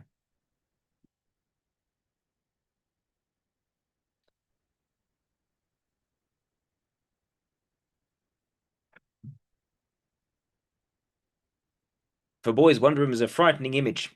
For girls, she is a morbid ideal, where Batman's anti-feminine. The attractive Wonder Woman are definitely anti-masculine. Very sort of categorizations that lead to certain thematic complexes for him. And through these thematic complexes, then actually trying to influence society. Through TV and moving pictures, a child may see more violence in 30 minutes than the average adult experience in a lifetime. Goodness, I wonder what you think of today. Where the thing is, you could, there are certain aspects of it which you could say are, I don't know, prescient, but it just doesn't apply in time when he's actually applying it. When children see on the screens violence as most casual, commonplace daily living, violence becomes the fundamental principle of society, the natural law of humanity. Killing is as common as taking a gun. So as taking a walk, a gun more natural than an umbrella. Learn to take pride in force and to feel ashamed of ordinary sympathy. They're encouraged to forget that people have feelings. This idea of force being this terrible, terrible thing, whilst also then influencing things and forcing comic books to close. It's that sort of strange relationship that we get with force for AIs and their suggestive function. The greatest achievement of civil rights movement is that it has restored the dignity of indignation. Yes, definitely something which an obstinate type would relate more to. An obstinate type and a determined type as well.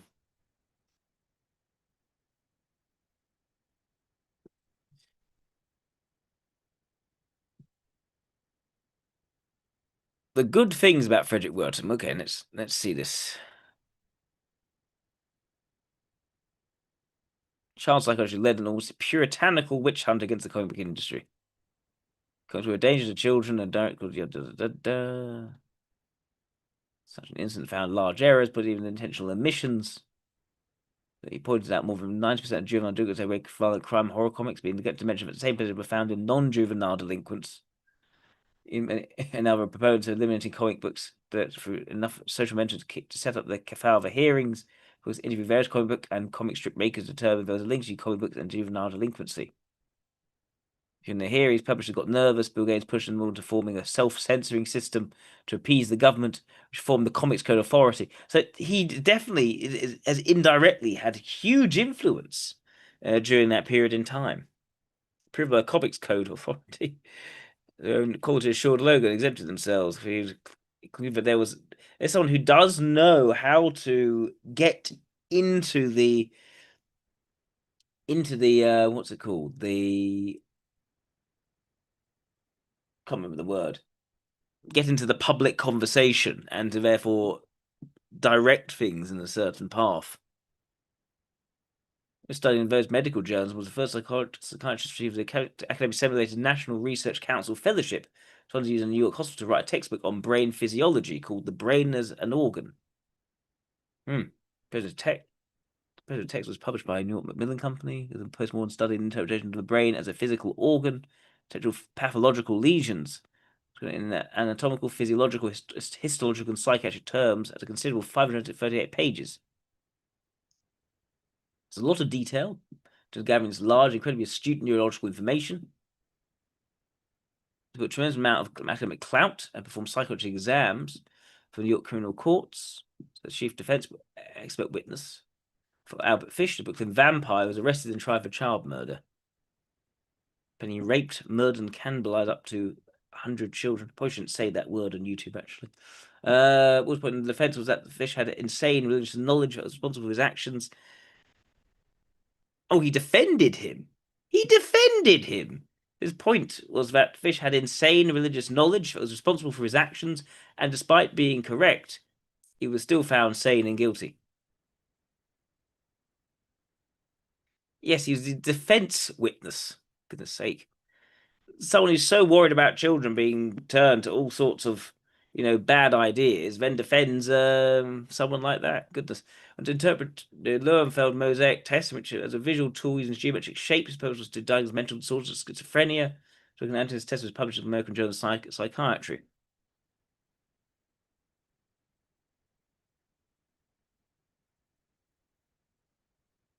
It's a very well-researched history of science fiction, the sword and sorcery genre, fantasy fiction.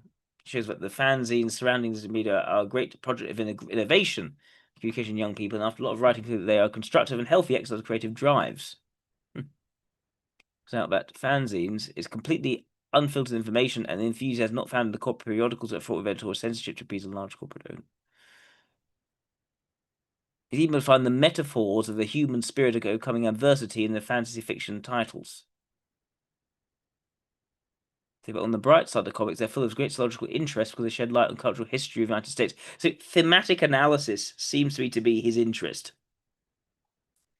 So why does he write this big book on the brain?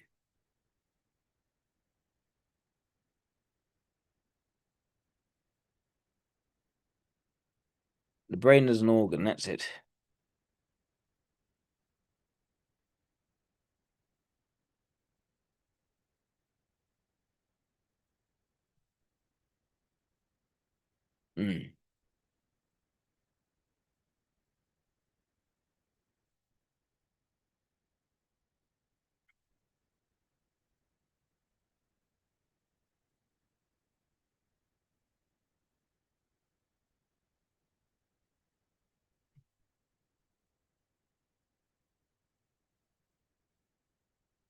This is what is said about the book. This is a thick and comprehensive book, but it is diffuse and confusing. The author preaches a sermon. Like many sermons, it is too long, too repetitive, and the reader is too conscious of the feelings of the preacher. Exhortation, timely though it may be, does not mix well with science. That is the common theme. Again, the extroverted ethics will get in instead of the extroverted logic. Even the title of the book carries a little reproof, as it really the reader ought to have known that the brain is an organ, but some of us unregenerate still prefer to consider the brain as an association of many organs. In his own words, the brain as an object of histopathological study is also an organ of the body like any other, and not something unique, being measured by entirely different standards. To blend neuropathology more and more with a biological oriented general pathology with the task of the future, a task which we hope this book will further. This is from chapter 1, which is a good lecture. Just what connection this has with the next 114 pages is hard to see. These are taken up with a summary of the methods of neuropathology. The last 370 pages comprise a discussion of cerebral lesions under the chapter headings Alteration of the individual components of nervous tissue, kinds of lesions, distribution of lesions, extent of the normal, the interpretation of lesions, correlation of lesions with... Right. These are all interestingly written and show the author's industrious reading in a brave attempt to present correctly the whole range of the fundamental data of the histopathology of the brain. The best parts of this book are the chapters of kinds of lesions, where it is emphasized that the stage in which a lesion is examined deserves the center of interest and discussion of the distribution of lesions. At the end of the book are inserted 166 excellent illustrations, indexes meticulous to a fault, referring the reader to too often to unimportant and incidental remarks about a subject. This is an arresting book written with a missionary spirit. Missionary spirit is the key thing here, and compelling attention from neurologists and psychiatrists, although one may disagree with many of the statements and wish that the scientific exposition had been separated from the expressions of opinion. Again, this to me is again a common theme then, even in it's meant to be a very scientific book for Wertham. So I'm thinking IEI. Yep, Intron, you can cash in your second request once I've done Peter Steele. Please feel free. Right, shall we move on to Peter Steele, because I think IEI is quite clear for Wertham. Or should I say Wertham. Right, Peter Steele from Type O negative. I'm assuming that's a band rather than something medical. I actually gave blood the other day, so I'm going to find out what my blood type is. But yes, let's take a look.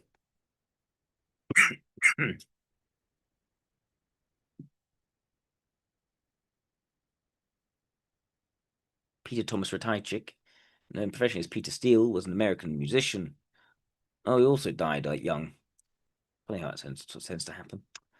An American musician who was the lead vocalist, bassist, and composer of the gothic metal band Type O negative. Forming Type O negative, he'd formed the heavy metal band Fallout, the thrash metal band Carnival.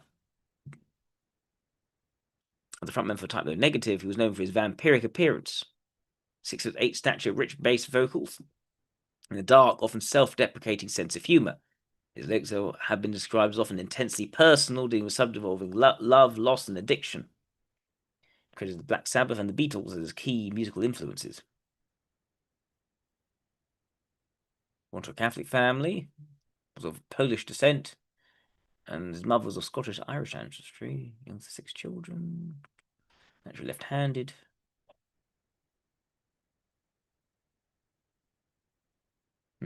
Slow, deep, and hard, and the origin of the feces? The origin of the feces. Okay. Slow, deep, and hard. Released in 1991. The album incorporated the thrash elements of carnivore merged with doom metal. He'd written the music in the space of one night in the aftermath of a relationship breakup.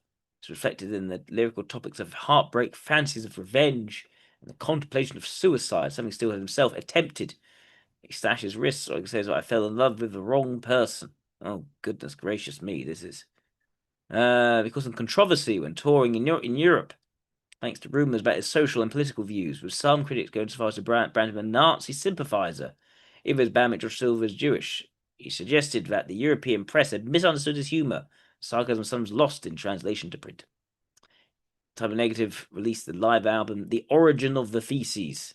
The album included a fictitious hostile audience and an evacuation of a venue after a bomb threat was supposed to have been called in. This simulated some real-life responses still in Type of Negative had recently received on tour. Personal life. Yes, tall man giving a menacing stage appearance. Mr. suffering from stage fright, which overcame by drinking alcohol before shows, red wine on stage. He was also described as a person who was friendly, funny, and a reputation for being generous with long-time bandmates and kind to the bands he toured with. Big, tall, and very nice guy. Outside of music, spent time lifting weights, but home on his tour bus. Enjoyed reading books on subjects of science, and interest in European culture. He's basically quite a curious person, emotionally intense individual.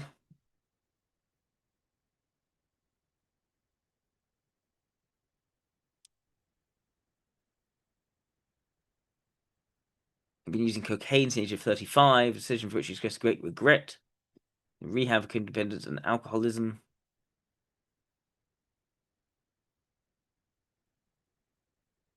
He noted that before his death, that as a result of long-lasting dependence on alcohol and cocaine, developed problems with some of his organs.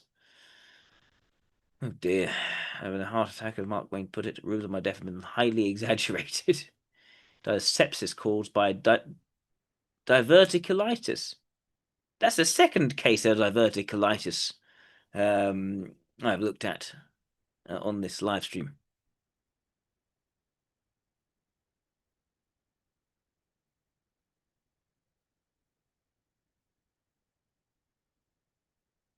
Goodness.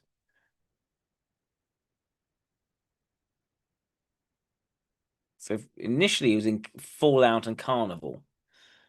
After split of Fallout, he formed the thrash metal band Carnivore. Carnivore is literally often harsh in religion, war, race, and misogyny. So David's self-titled album looks for the several songs in the hardcore punk band Agnostic Front's second album. So he formed Type O Negative along with his childhood friends. He was named Repulsion, but had to change it due to legal issues. The band was named Sub-Zero, so had a tattoo in the sign of a minus sign contained with the number 0. They originally intended to represent the Sub-Zero band logo. Discovering that another band was already using the Sub-Zero name, who was tattooed with my name Type O Negative. The hearing a radio advertisement requesting donations of Type O Negative blood. And Type O Negative signed Roadrunner Records. He signed a recording contract with a mixture of suave hair conditioner and chocolate syrup mixed with food dye, which probably it was his own blood and semen. Ooh, yikes! No. Okay.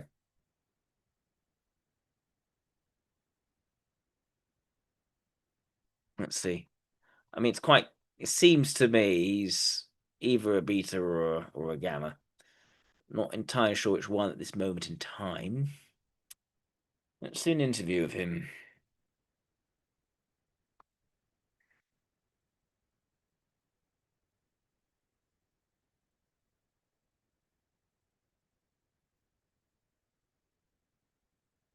Ooh.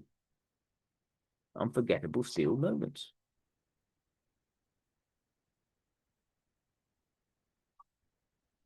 Theo.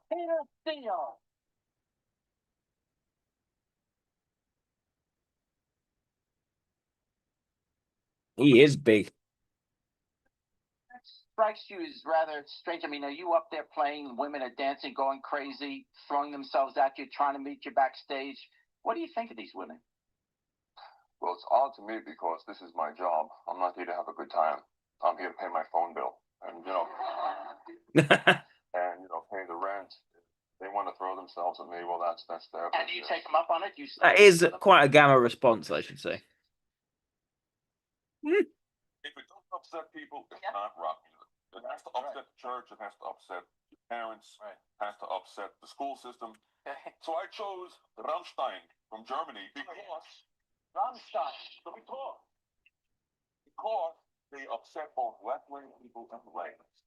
And they set themselves on fire.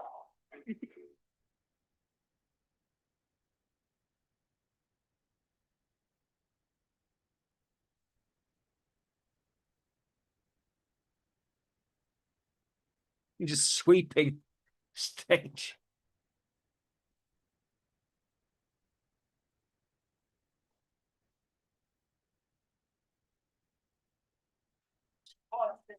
Redneck Dracula. Goodness. What is that?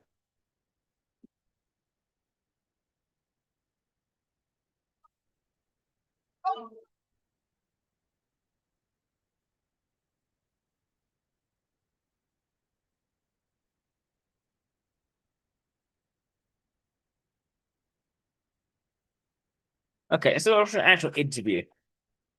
But I think I get the idea of him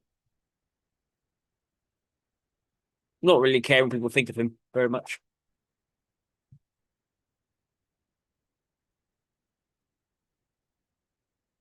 It's a late interview.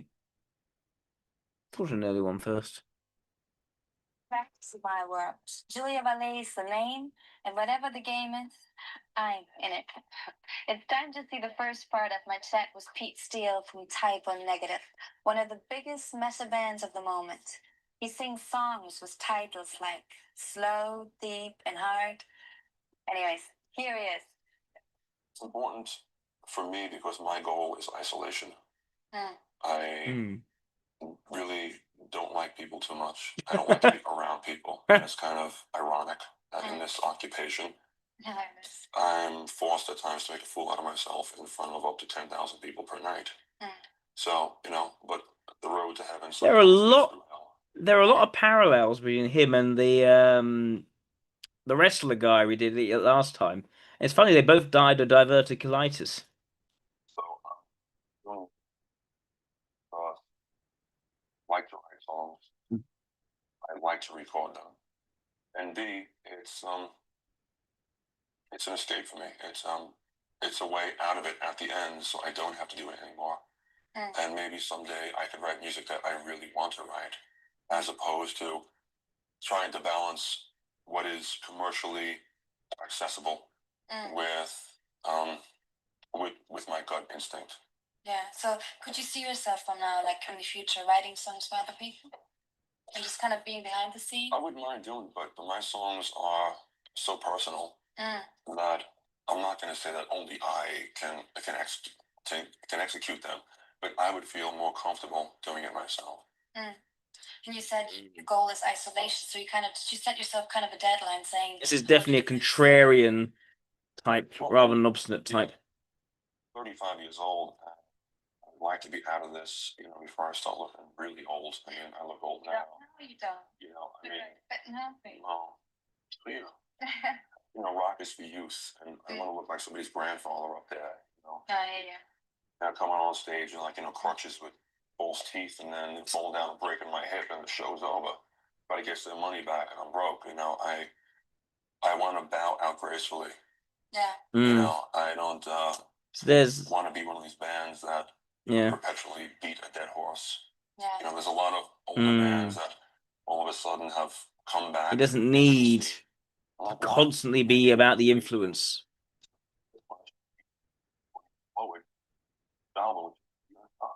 Like, you don't want to have like a revival up to 20 years.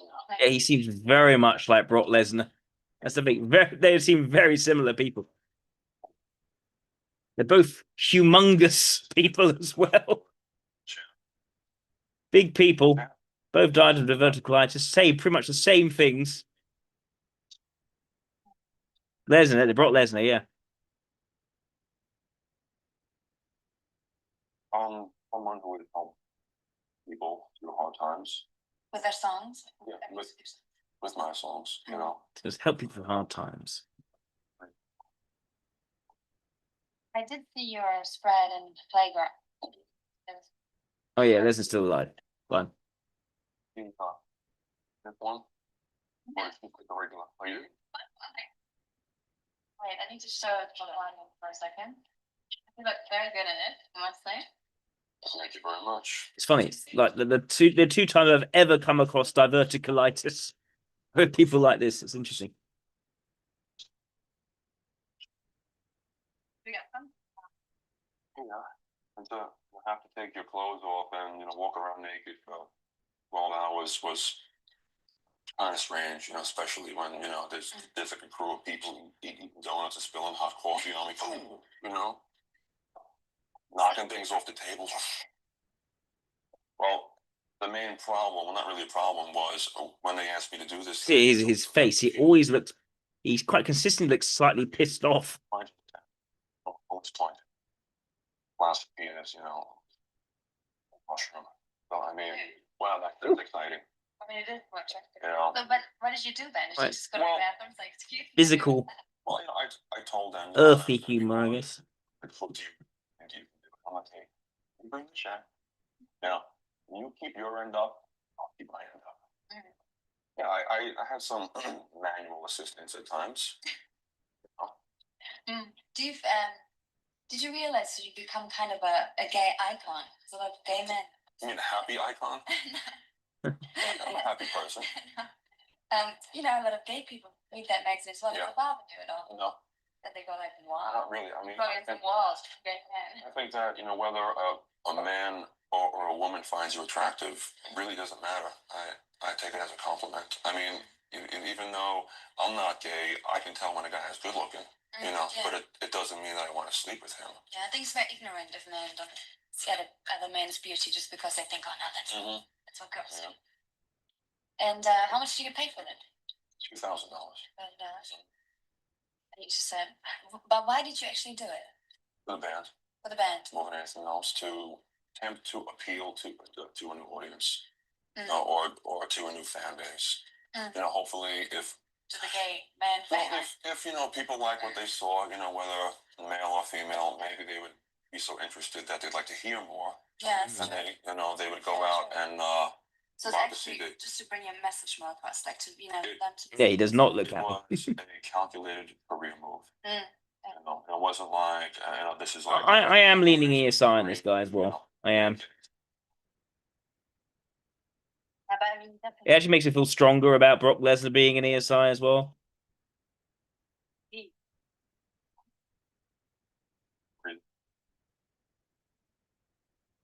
In a lot of your songs, you write about women, or you have a lot of sexual content in your songs. Yes. Is it something that's really like? Why do you write about it? Are you like obsessed with women, or? I wouldn't say I'm obsessed with women or sex. I mean, as Mr. Freud said, life is sex. So, in other words, if you're not screwing, you're not living. Life is sex. 5 older sisters and 5 young nieces. Again, very sort of earthy fallback for him.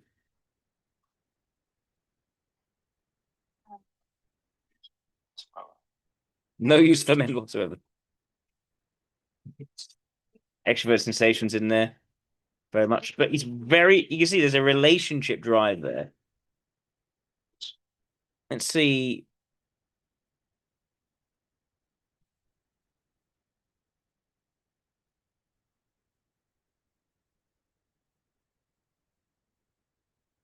The intersections of love, sorrow, and misanthropy through a unique blend of doom metal and gothic rock. Love passion, obsession. Songs often explore toxic or intense relationships, in profound romantic devotion and obsessive, sometimes dark infatuation. Love you to death, be my druidess. It's almost Heathcliff-like in the Wuthering Heights. Still free to grapple with mortality, mourning, the inevitable end of life. Struggles with mental health, using music as sonic therapy. So there's personal pain, frustration, and dark humor. Often contains sarcasm, tongue. He does sound to me like a gamma introvert. He does, and I don't think he's an ILI.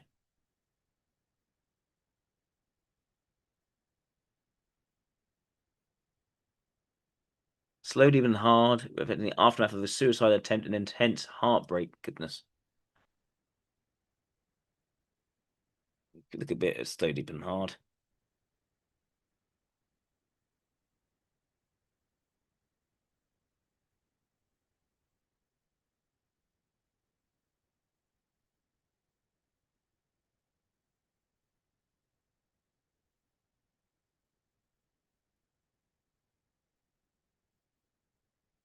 Yeah, I think he has to be ESI. And again, I think it's just further, I think, supports the Brock Lesnar ESI case, to be honest. I get what Curtis has said in his comments about, okay, surely an ESI should be more in touch with his body. I think ESIs are in touch with their body, very much.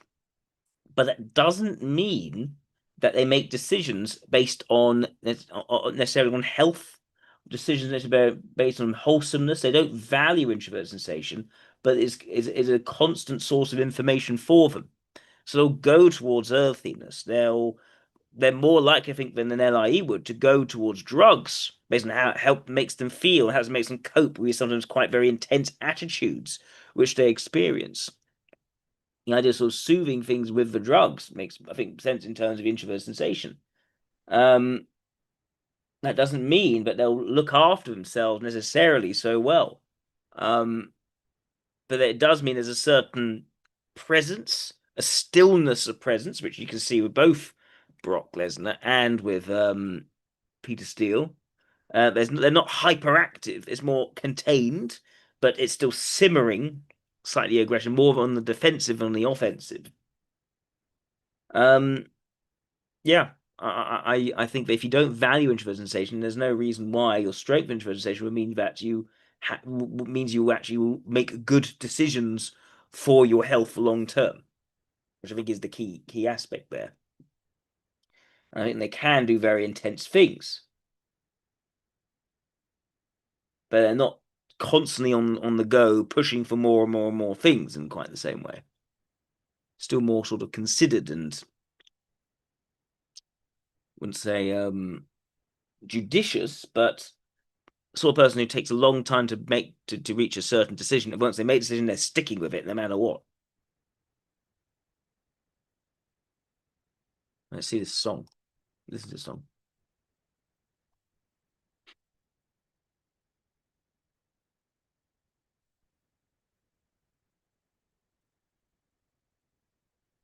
Yeah, awareness versus prioritization. Exactly, Inshaw. Exactly.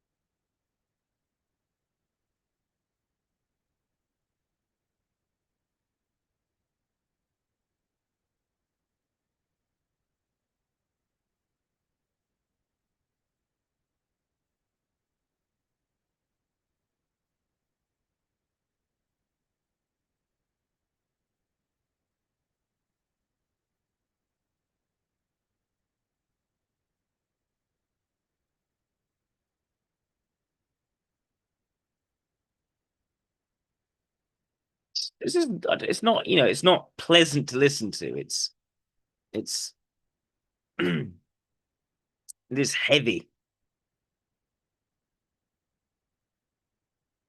And it is sort of what someone makes not for others necessarily to hear, but to sort of work through their own tensions and passions.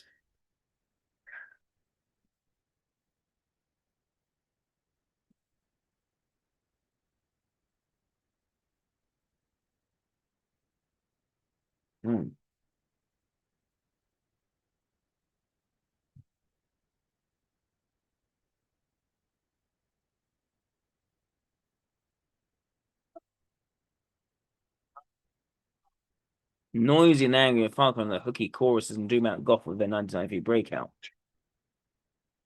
Lyrics intend to be sarcastic. Oh. The misogyny bigger than Nazis in part due to the Untermensch. Bangtone for nice to refer to non-Aryans.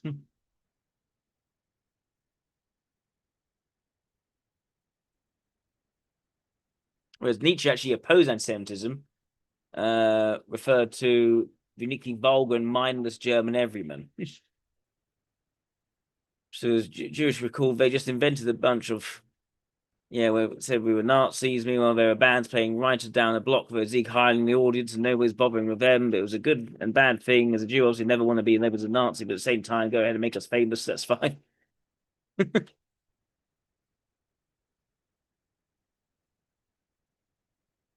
Yeah, it seems very silly.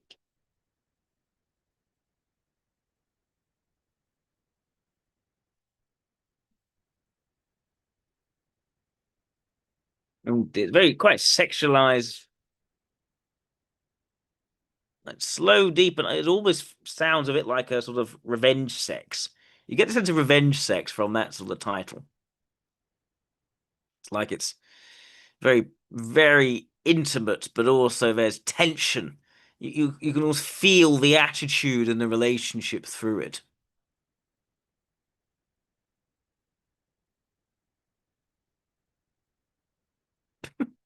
Right. Okay. Yes, there is quite a bit of that, Isaac. It's interesting. I like how these sort of themes turn up.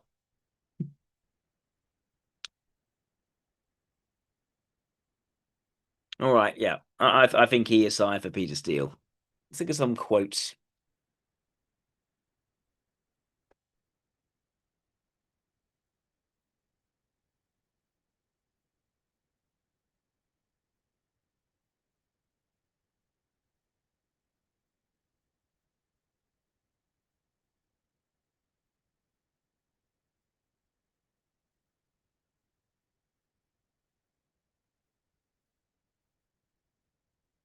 So I don't cry anymore. I just beat people up. It's a lot more fun. I'm a big fan of the effects of alcohol. This is my wish. Just write a bunch of really crummy songs. If they weren't laughing with me, okay. If they want to laugh at me, it's better than nothing.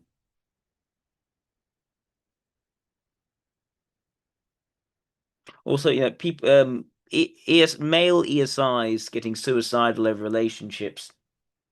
I've known ESIs like this. It is a thing. Yeah.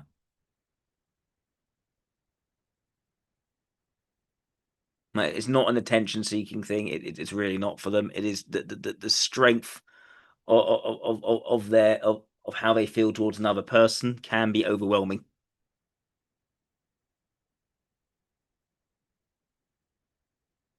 And a huge amount of self-hatred they can also acquire as well from this. I'm a speciesist. I hate the human race, of course. Therefore, I hate myself the most. About what I was just about to say. Hate myself the most because I'm the least of the human race, and for over 6 million years of evolution. Yep, yep. He switched over to wine because it was not carbonated. To this point, we're no longer with the label. We fulfilled our contract. I find that different types of music are good for certain activities. But there's really no such thing as a bad label. There's only a bad contract. Starts with humor, not an extremely suicidal and sad person. We're the only species who hunts for sport.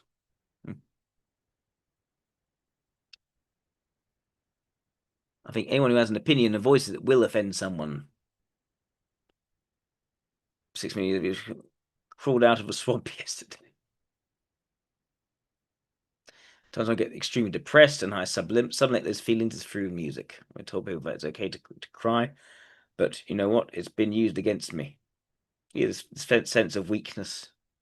Not liking that feeling of weakness. Such things I really should not be allowed in public. I just go out into the public just to see people's reaction. The thing is, I can do anything I want, which is within reason, just to see people's reaction.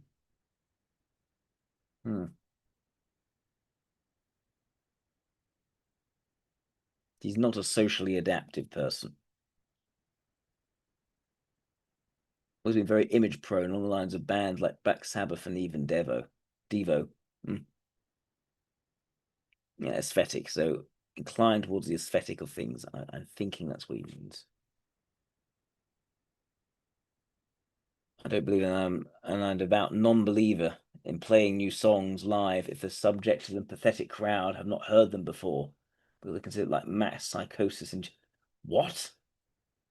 What is that? What has that meant to mean?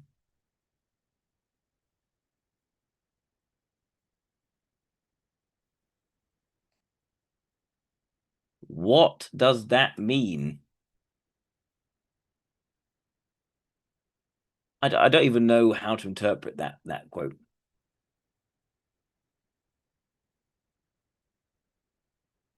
If the subjected and pathetic crowd has not heard them before because I consider it like mass psychosis and genocidal. No idea what that means at all.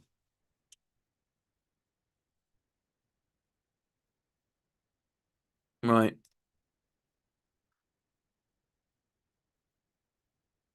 Yeah, I think I might just do that. I think that's a good plan. Curtis, let's do it.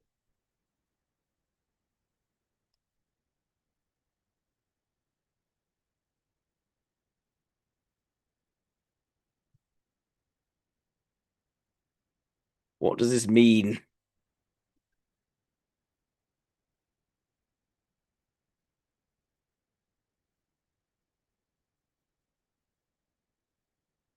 We're saying that 14 something could be unfamiliar, it's psychologically unsettling and manipulative, as it might create a sense of disconnection and confusion amongst the listeners.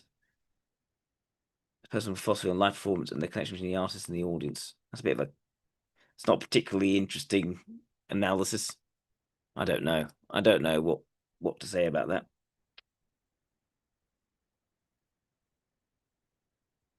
Right.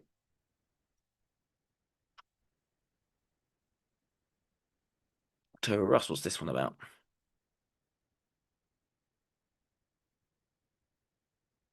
First of the band's albums with a joke intro.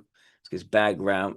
His idea of sort of joke intros and sort of slightly sarcastic humor is something you find quite a bit in Gamma. It's like a personal joke between certain aspects of the audience and the person who's created, or between themselves. It's not really for most people to really get or really understand. You find it quite a bit with Gamma.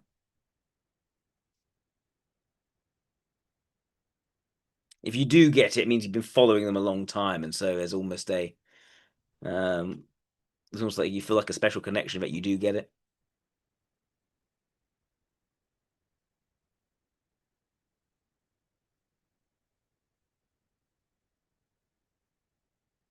He'd been identifying a Catholic in recent years of self-professed atheism. Atheists in foxholes, they say, and I was a foxhole atheist for a long time. After going through a midlife crisis, I had many things change very quickly. It made me realize my mortality. You start to think about death, you start to think about what's after it. And then you start hoping there is a God. For me, it's a frightening thought to go nowhere. I also can't believe that people like Hitler are going to go to the same place as Mother Teresa.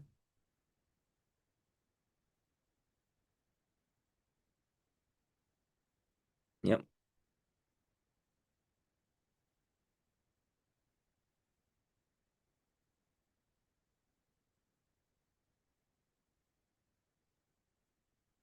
All right. Yeah, I think he is. I can't see a good alternative. Yeah, interesting. If you want me to type someone, let me know. Who do you want me to type? I haven't seen who you want me to type. Maybe I've missed it.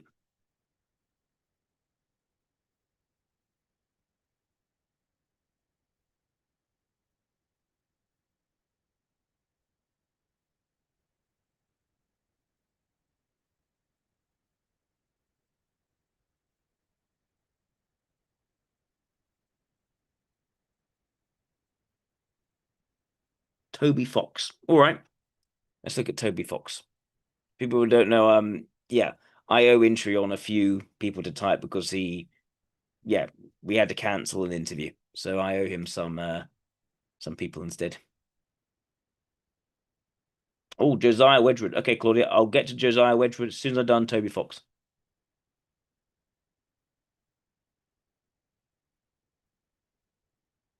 Who is Toby Fox anyway?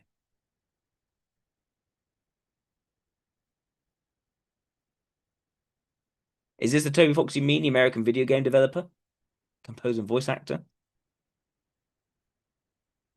Undertale and Deltarune. Is that the one you mean, Entry on?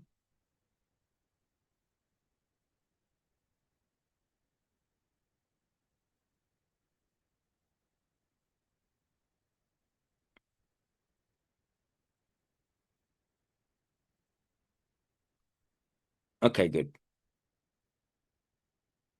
Born 1991. Oh, he's actually ever so slightly younger than me.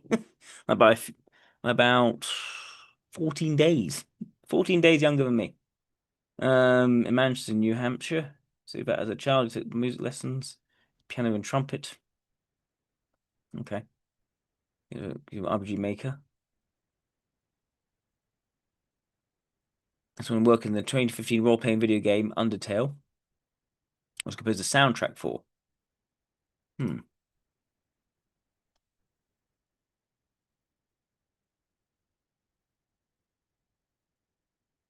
Deltarune. Let's see.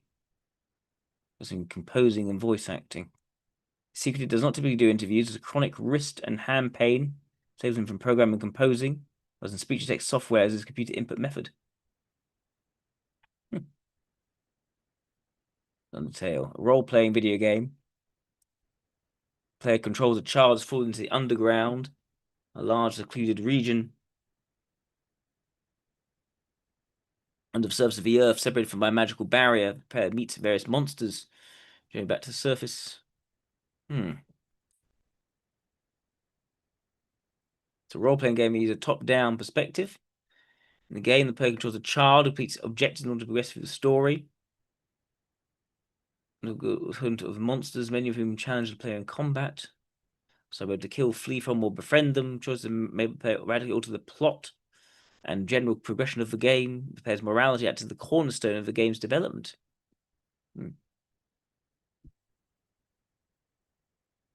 Set in the underground, a realm where monsters were banished after a war broke with humans. Events of the game. It's interesting. What is Deltarune? It's an episodic role-playing game. Again, role-playing game.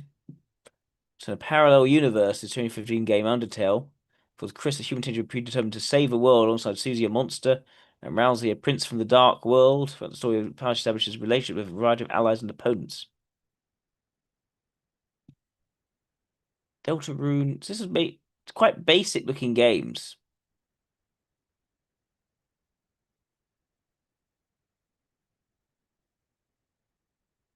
Let's take a look at what they sort of look like in terms of play.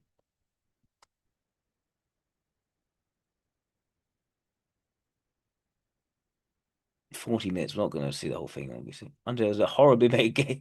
Go on. Okay, you saw the title, but I'm not talking about the gameplay. I'm not talking about the dialogue. I'm not talking about the story. I'm talking about the way that the game was made. See, Toby Fox was not an incredible developer. He never claimed to be, he never wanted to be, but he still made one of the best-selling games of all time. Because the code of Undertale is filled with a bunch of interesting workarounds to problems and many failed attempts. You know how you have the option to either kill enemies or spare them? Well, if you decide to butcher them all, like a psychopath, which I'm sure you know is called the genocide route, you're eventually given the choice to erase the world. And when you do that, the game comes to an end by crashing itself and exiting. Well, what was originally meant to happen in this ending was a little more intense. The initial idea was to actually delete the game itself off of your system, gone as if you had just uninstalled it. But the thing is,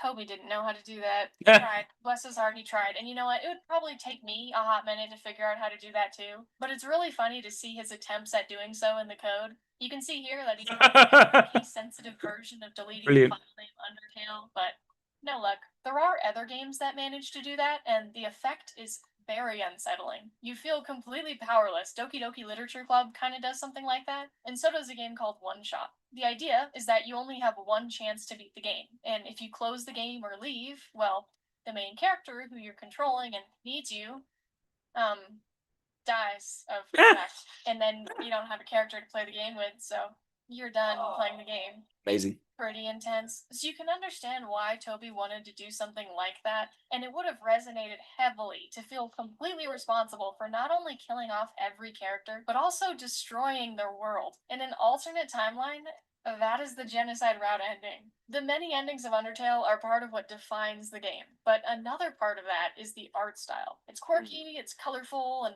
as you probably noticed, not perfect. It's not beautifully shaded, the line work can be a little funky, and it's kind of... This guy's more conceptual than so aesthetically aware. and I made the mistake of opening a Steam thread, which is the one place I found that. Yeah, Undertale and deals with lots of parallel universes. That's interesting to see the similarity there. Solely because of the art. And what's funny with that is that a lot of Undertale's art was actually removed or changed because it looked too good. Yeah, there's this art of Papyrus where the animation was too good, so they had to simplify it. And this art of Doge had to be redone because it, and I quote, didn't look crappy enough. The bad art, and I say that very lovingly, definitely has a charm to it though, and even the completely unused art does too. This was an early test sprite That's of interesting. the lava creature, which is later renamed to Pole. And Deliberately making bad art. Big Bob has no known purpose, but just kind of exists unused in the game. And here's this sprite of Flowey, which I think is meant to be funny, but it's honestly the most unsettling expression that I've seen. It is unsettling. Flowey saying some pretty terrifying things with this face. Or this one. Wow. And speaking of, another interesting thing about the Code of Undertale is actually the way that the dialogue is handled. Usually, when you make dialogue in a video game, you have a distinct file that has all the possible text that can pop up in your game. This is usually a CSV file or a JSON, and you can think of it as basically a database for text. So then, at different parts in your code, you extract specific parts of this file, and that'll depend on what character you're talking to, if you have a certain item, whatever. And that's one of the most efficient and common ways to do it. But the way that Undertale handles dialogue is much worse. All of the dialogue in the entire game, every text box that pops up is handled in one massive if statement. This is what it looks like. It's called a switch statement, and it works like this. A condition goes here. Let's say we're looking at a number. Now, if that number is 1, do this. If it's 2, do this, etc. So for Undertale, this was a huge statement containing all of the dialogue, and every time dialogue was run, it would run. Case 737 out of what must have been at least 1,000 lines. Okay. Now this is So typically decompiled code. he just wanted a superstructure It's like, oh, if you're in this part of the game, rather than make it say this. If you're in finding the most cost-efficient way of doing this. Do this. Undertale is already a highly custom experience where the dialogue varies greatly depending on what choices you make. So you can imagine the sheer size of this. Wow. And usually something like this would be very bad because it would slow things down and just very inefficient. But Undertale itself requires such little space and memory that I guess it's fine. It doesn't cause substantial lag anywhere, and I guess Toby was fine doing it this way, so hey, all the power to him. He can make the code as unoptimal as he wants, and it doesn't matter. And he can write it however he wants to. Optimal from an extroverted logic perspective. Statements. There's like 10 cutscenes controlled by one object nestled in an increasingly verbose series of if statements to determine To deliberately make your art bad. That's room, something. like a bajillion. That's not social adaptiveness. Doesn't matter. Kudos to Shay on Twitter for that one. They also told us that the moving text box gag in the conveyor belt room. Like an LIE would never make their art bad if it would ever make a game. It would need to be consumable. Box. That's right, ladies and gentlemen. Instead of just moving a box, we're gonna make it a stop motion animation.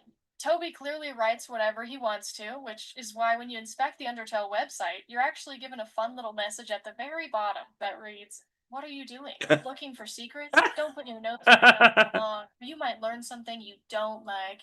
Hee. Toby actually once talked about how he's sad that games in this era don't have any secrets hardly, which I agree and disagree with. But Undertale is definitely one of the games out there with a lot of secrets. Yep. Secrets throughout the game that you might actually never find.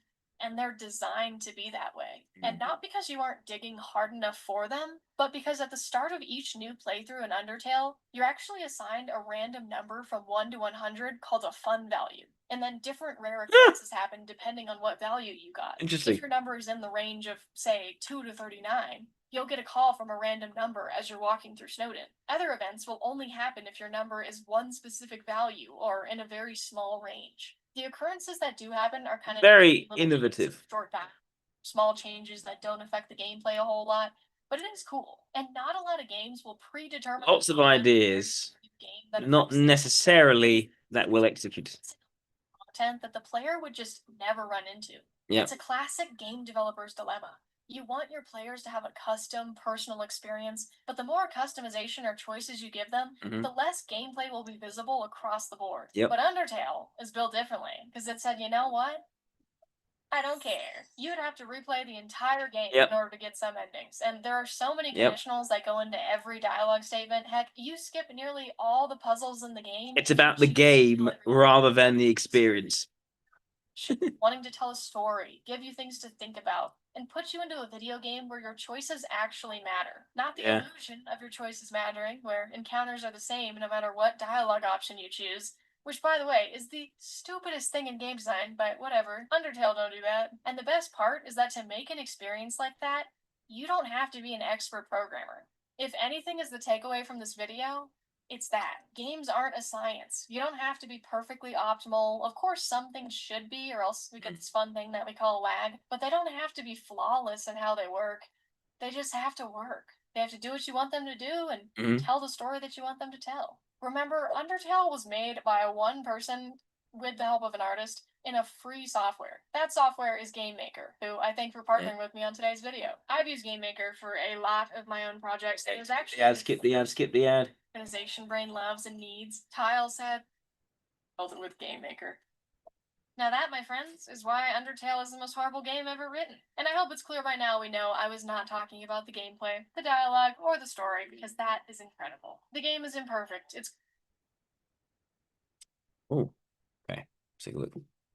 But in the meantime, our next guest, he is the developer of the Radiation Halloween hack, but he would probably prefer me to tell you he's the developer of Undertale, which is an awesome game that's coming out soon. It was kickstarted a year and change ago, and we're really excited to have him out. Toby Fox, come on down.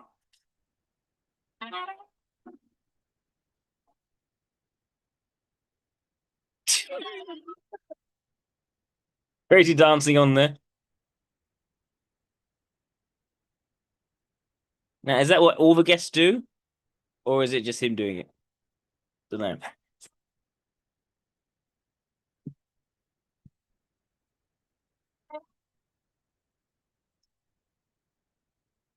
Well, that's probably the best intro any of us has gotten.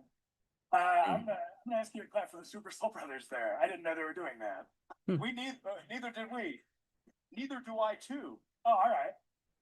So Toby, you were here because I asked you to come plug your game on the Earthbound Bash, but also because you're just a very kind boy, willing to help those in need. So would you like to? Sorry. Oh boy, yeah. It looks like I'm not feeling very well. Yeah, it's convention flu. It goes around. No, I'm sure. Dan, can I tell you a little story? By all means, audience, can Toby tell you a story? Yesterday I was just going for a walk because I felt like it, and I saw. Tell the story closer to the microphone. Yesterday I was going on a walk because I felt like it, and I saw this little cute dog walking on around on the ground. And you guys might not know this about Toby, who loves cute dogs. Oh, yeah. That's the thing about Toby. I love cute dogs, so I'm like, I'm gonna pet this dog. But it jumped up and it attacked me. And I threw it off me, but I got some of its fur in my mouth, and oh boy. Since then I've been feeling some changes. Like I've been getting hair in unexpected places. Oh boy. It's like puberty 1.5. I'm glad you mentioned puberty because I thought I was gonna have to tell you a story there. That's really impressive for someone like me who's only had the AOL trial CD of puberty. So, Dan, I think I might need to take a minute. Oh yeah, you want to go? Yeah, you should go backstage and. Interesting.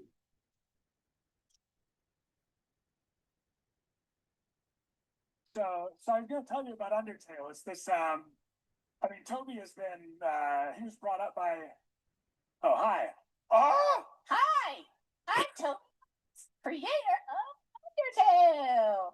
Toby Fox, everybody. Is this planned? Toby, you changed a little. Nope, I'm the same as normal. I'm a dog. Well, all right. Is this planned? Dad, I'm shy. There's a lot of people out there. Boy, there sure are Toby. Definitely a theatre kid was younger. Yep. Pretty much. Okay. I think this guy is Annihilate. I'm not sure what other type would do this. You love me too, Dan? What's I do? Only Annihilate would do this. I suppose so. I mean, it's not really a secret here, but sure. Dan, have you played Undertale? Oh boy. Before I answer Toby, audience, I have to tell you a secret. I've been very busy lately. Toby sent a really nice demo of Undertale around the office, and I haven't gotten to it yet. I feel like the best thing to do is be honest here, but I just wanted you guys to know first, so you don't think less of me. So Toby, sorry, I wasn't saying anything there. No, I haven't gotten to it yet. Dan? Yeah, Toby. Yeah. Why, Dan? Oh no. Oh no. So cold, Dan. So alone, Dan. Toby, I'm so sorry. Toby, if there's anything I can do to make it up for you, like, could you just I'm not sure why Annihilate would do this. I mean, why would Annihilate spend their time doing this? This is such an extroverted ethics attempt. Sounds good. It's an attempt. This is not someone who takes extroverted ethics lightly. Monster. He's really, really trying to do the sort of light-hearted humor thing. Bad.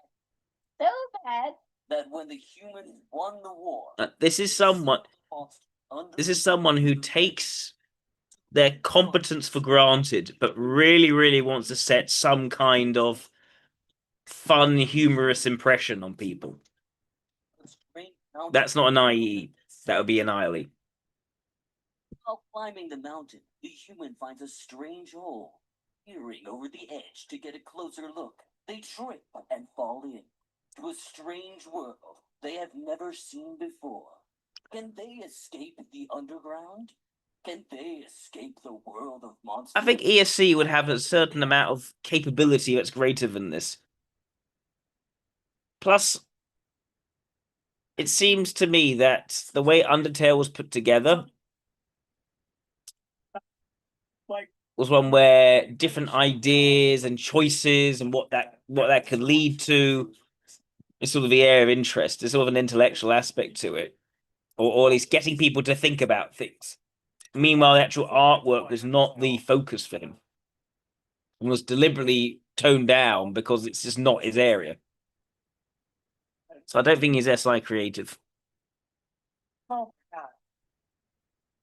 Yes, go to www.undertale.com and check it out. Go with an adult. Be responsible. Brush your teeth. www.undertale.com. Yay! Well, all right. Now, So why has he done this all as a dog anyway? They do. It's amazing. Now, I gotta say, that's all well and good, but the hotel Wi-Fi here is not great. If people hear it, can't fan. I don't know. I don't think an ESC would conduct their interview hidden behind a sofa.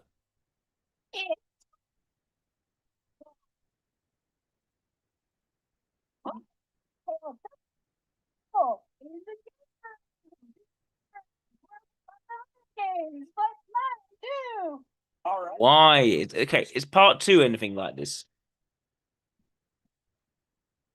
So do you remember being a dog?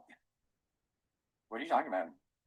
Oh, well, yeah. I guess you don't have to worry about pitching people on Undertale. I think they're pretty into it now. Right, I see. Okay, that is an avatar of his. Fine. That makes a bit more sense in context.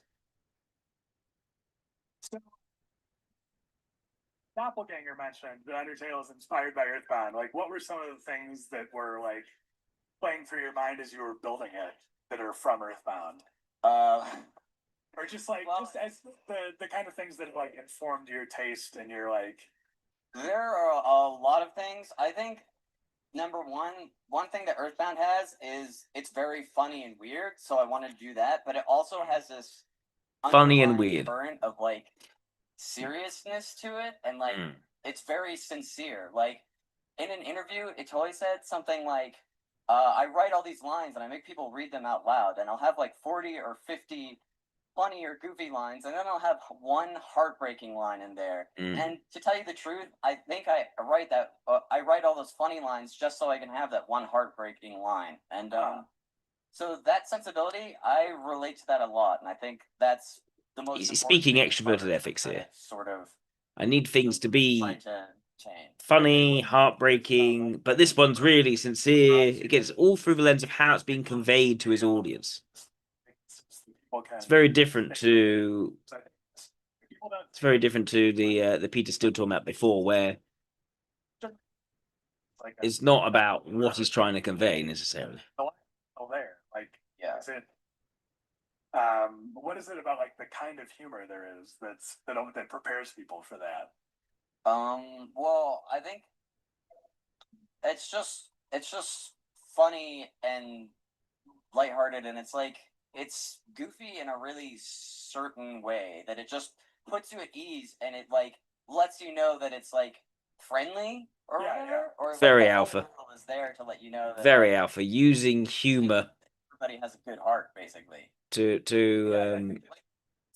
it's not mean spirited at all. Yeah. Like there's a few like this is very alpha, but it's not like it's a very good hearted type of humor.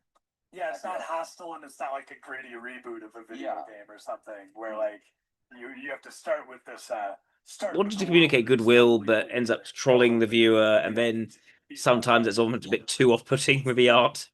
It's yeah.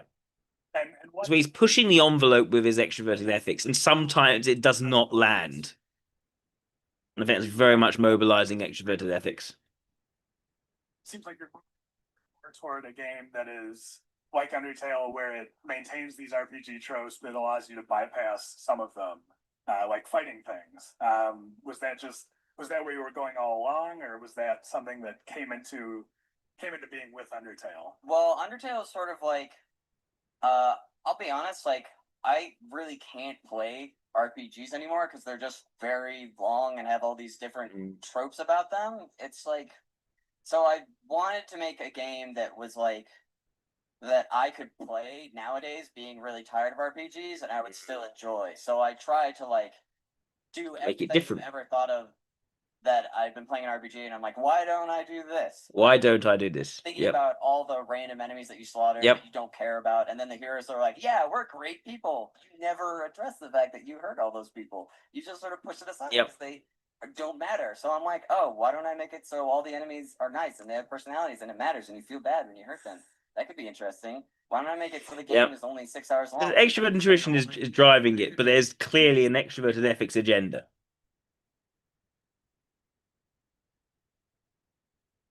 Yeah, so I just wanted to do something that I liked, that I could do honestly and think it through, and it made sense to me. So that everything just sort of came naturally from that. And so, I like, is there anything else that you're like? There's obviously a bumper crop of games that are like that wear their Earthbound influence on their sleeves. Was there anything else that you were influenced by when you were putting this together? Obviously, Bullet Hell, if that figures into it. Yeah, all the Bullet Hell stuff from Earthbound, I was like, yeah, I want to put that in.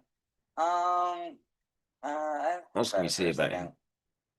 There's a lot of things from Mother that you just subconsciously sort of like take into yourself, that you just sort of take for granted after being an Earthbound fan for like your entire life. So this would be a bit hard to separate it, but I don't know. I tried to take elements of like divergence from the norm seems to me to be a key drive for him. I wanted the goofy fun stuff from Earthbound, and I wanted the weird mysteriousness of that Mother has.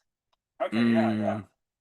I certainly do know, as anyone who saw the tedious Earthbound Beginnings trivia portion of our broadcast yesterday. Rosemary's Baby is the answer. That's correct. That no one ever said. The Garrick's Baby. Now, I've got to go walk over here, not because anything weird is happening, but Toby, you can entertain the audience for 15 seconds. Oh. Just do whatever you want. Okay. Hi, I'm not a dog. What should I do? I can't hear you. Puppet. I don't have any puppets. I don't know what you're talking about. There's also a certain awkwardness to him, which you're not going to get with an ESC.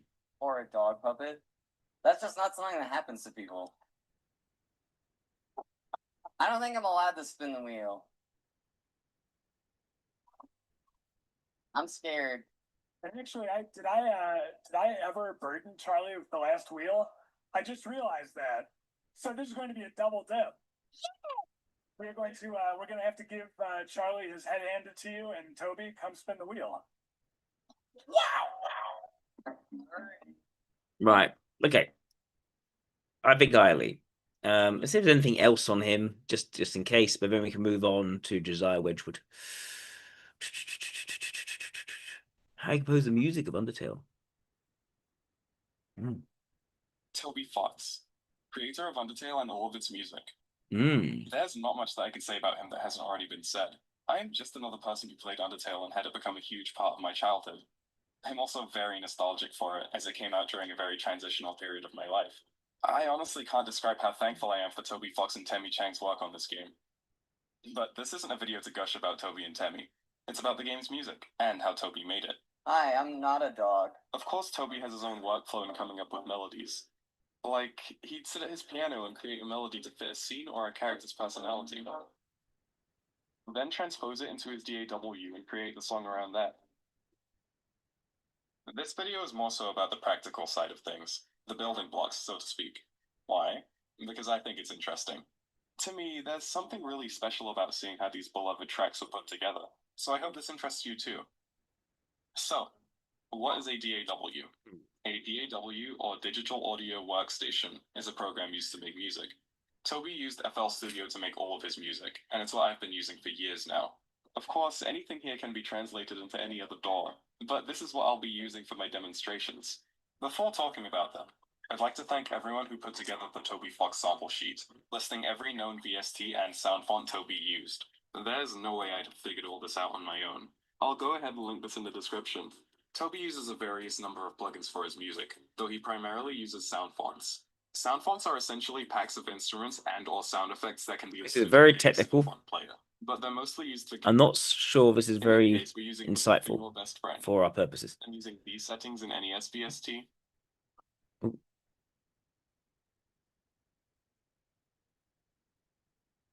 To add the vibrato to this note, we'll use automation on the I'll deck. just listen to some of his music, maybe. And that's it for this song.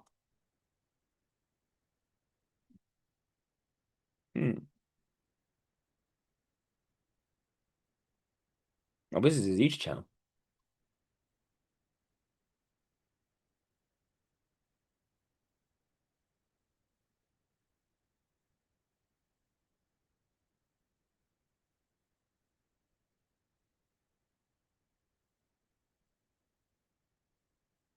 We're not sure I'm over 18. Okay.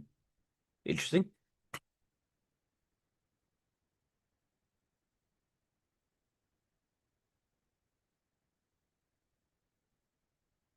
Ooh, so temperate. What's that mean?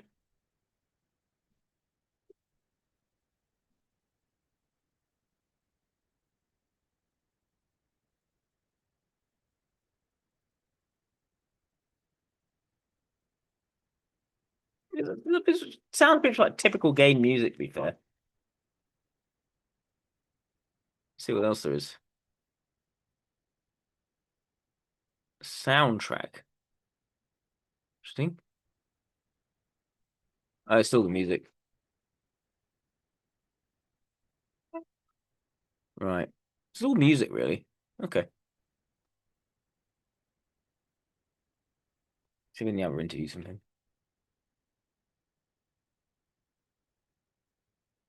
Why its success scared the creator. Interesting. That's the music I just listened to. A lot of random monsters, sometimes even humans, in every RPG, and the consequences for this are never addressed. What if they were? This is a question that sparked the idea for the indie game Undertale, an RPG made by Toby Fox. They were? We did all the writing, programming, music, and some of the art for the game. The rest of the artwork is done by one of his friends Tammy Chang, and a few other artists that are credited on the Kickstarter campaign for Undertale. Toby deliberately wanted to keep the team as small as possible, as he believes the bigger a development team gets, the more diluted the game becomes. One of Undertale's biggest influences goes back to when Toby was only 4 years old, which is when he started playing Earthbound on the Super Nintendo, and this early gaming experience had a lasting impression on him. I was so young that it helped me learn to read, and also transformed my brain forever. 7 years later, Toby discovered the Earthbound fan site Starman.net, and now he finally had a place to talk and connect with other Earthbound fans. A few of his friends from the fan site now run the Fangamer website, which sells Toby's Undertale merchandise. In the year 2000, Toby and his 3 brothers started playing around with the RPG Maker 2000 tool to make role-playing games. He said they barely finished any of them, and none of them were ever released on the internet. When he was in high school, Toby created quite a few Earthbound ROM hacks as well, and the most notable one is the Halloween hack that he released in 2008 on the Starman website. Besides keeping his love for Earthbound alive during high school, Toby also started playing the piano and trumpet, which in turn sparked his love for composing music. Interesting picture. Fast forward to his time in college, where Toby started putting together the building blocks for his first real video game project. He initially didn't start with a concrete idea for either the story or gameplay, and the first piece of inspiration actually came from Wikipedia. One day, I randomly read about arrays, and realized I could program a text system using them. So, I decided to make a battle system using that text system, which in turn gave me many ideas for a game. Then, I decided to make a demo of that game. Oh, yeah, it's a system that then gets him interested in the world. Possible to create. This combat system was also further inspired by Shin Megami Tensei, where the player... Again, doesn't make sense for an ESC. It makes sense for an Nile. It always interested me that you could talk to monsters to avoid conflicts, but the conversations were often kind of repetitive, and if you screwed them up, fighting became your only option. I wanted to create a system that satisfied my urge for talking to monsters. Toby said it was important to make every monster feel like an individual. He further said that basically all monsters in RPGs like Final Fantasy are the same, besides the actual designs of the enemies. They attack you, you heal, you attack them, they die. There's no meaning to that. Toby's experimental text-based combat system was made in GameMaker 8, and the developer would use an upgraded version of this engine called GameMaker Studio, and later GameMaker Studio 2, for the rest of Undertale's development. However, Toby also used GameMaker 8 to create a demo for Undertale. As for Undertale's core concept, Toby wanted to make an RPG, but he wanted it to be different from all the games he grew up with. I wanted to make an RPG game where you could befriend all of the bosses, where not killing everything is actually a viable option. If you think about it, most RPGs are endless murder fests. How many monsters do you kill, and to what end? Yep. Everything sort of naturally arose from that concept. But it's not actually introverted ethics. It's just turning the idea on its head and then befriending everyone. It's not selective at all.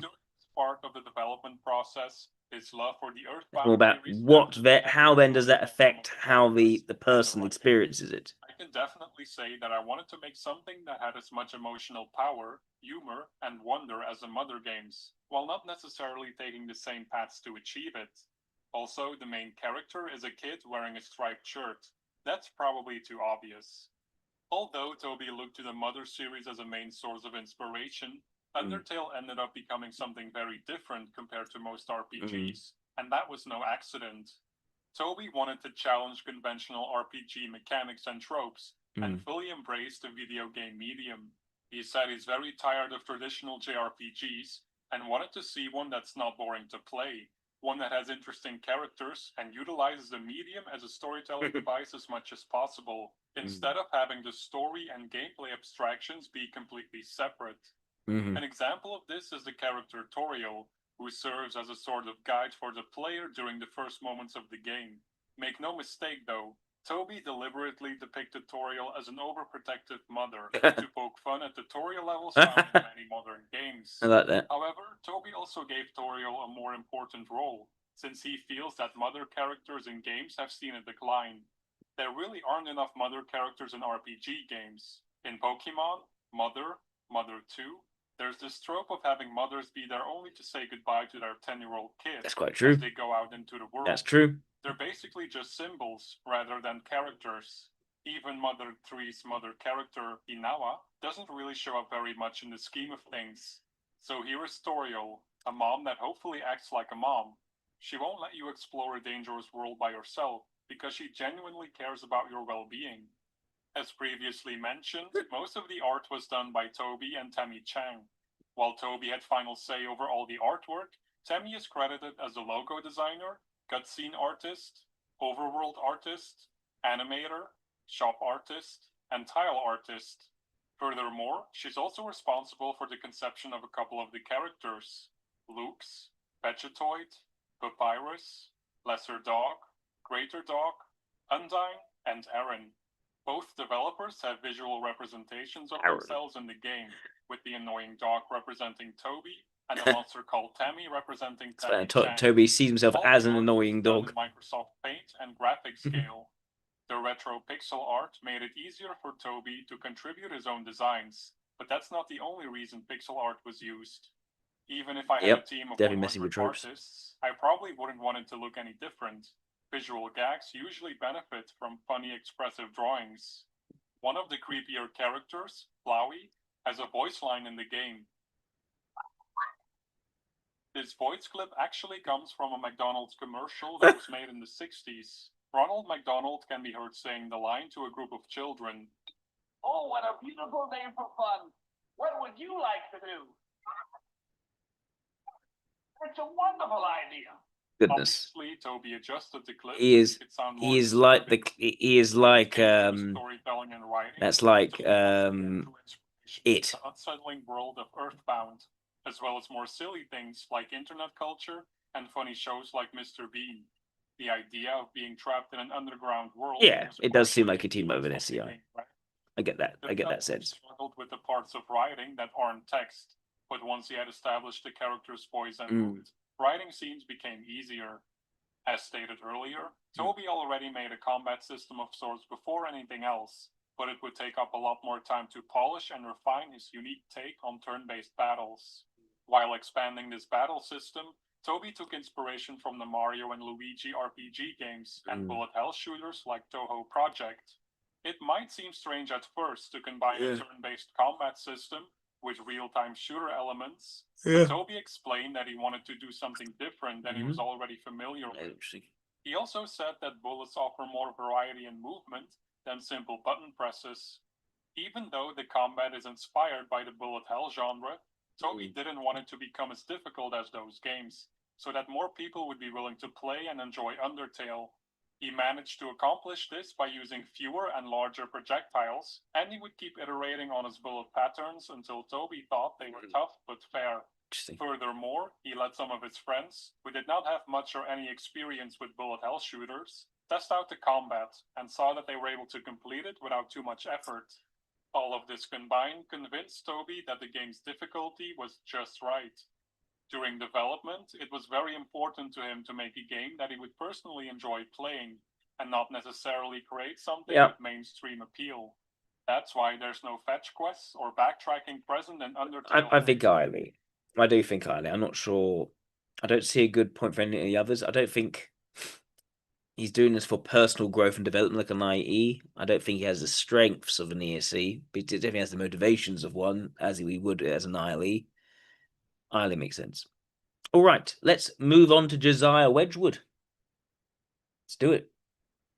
Thank you, Claudia, for Josiah Wedgwood.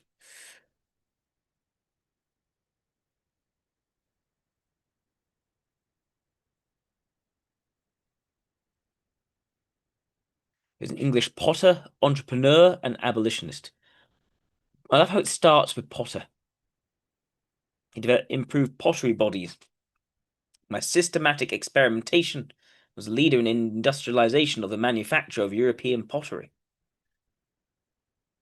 The renewed classical enthusiasm of the 1760s and early 1770s were of major importance to sales promotion, The expensive goods were in much demand from the upper classes, where he used emulation effects to market cheaper sets to the rest of society.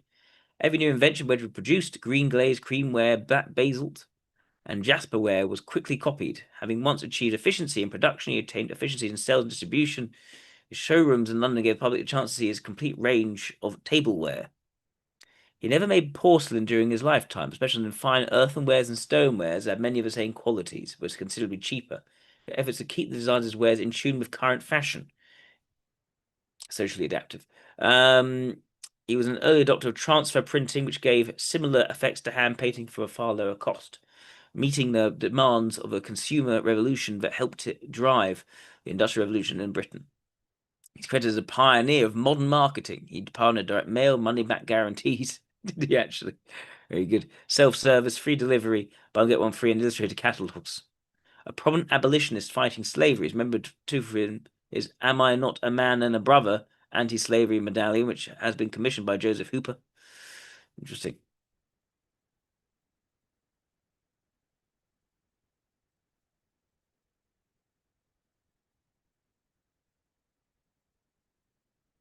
Again, in former apprenticeship, learned to throw pots on the potter's wheel. When nearly 12, he suffered a smear about smallpox. Late life. Several potters used chemistry to innovate. Thomas Wilden made high-value small items snuff boxes. Brilliant green glaze. There was an immediate demand for products with this glaze.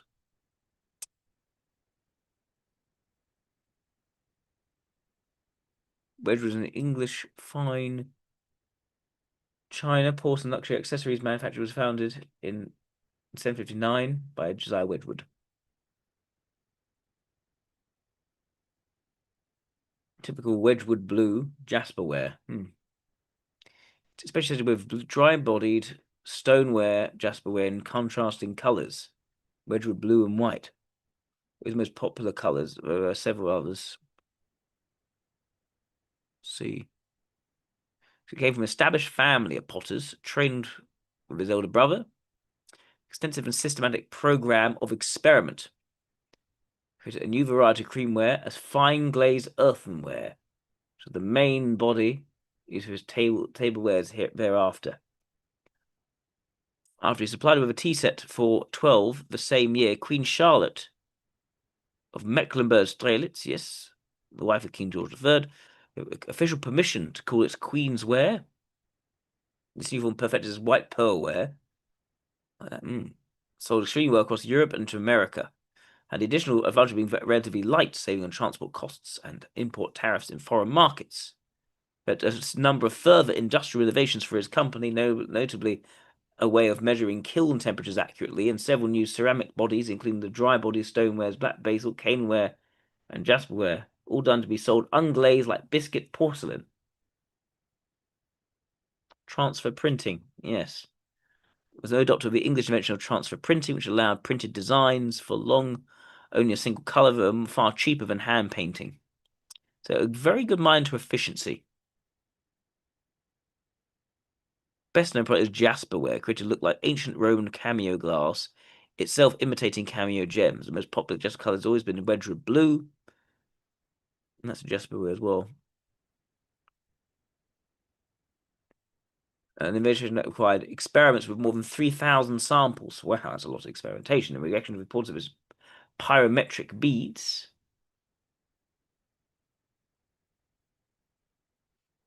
He was elected a member of a Royal Society. In recent years, Wedgwood Prestige Collection continued to sell replicas of original designs as well as modern neoclassical style jasperware.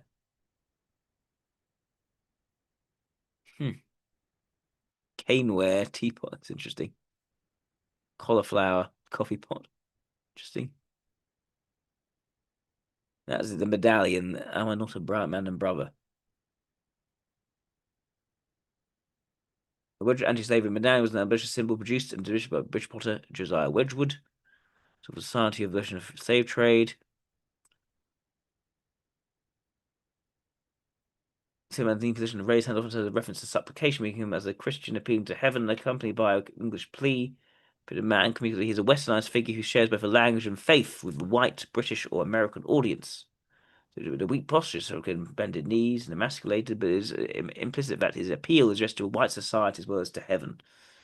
Okay.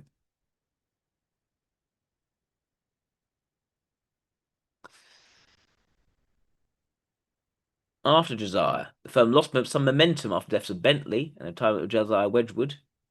300 employees. Okay.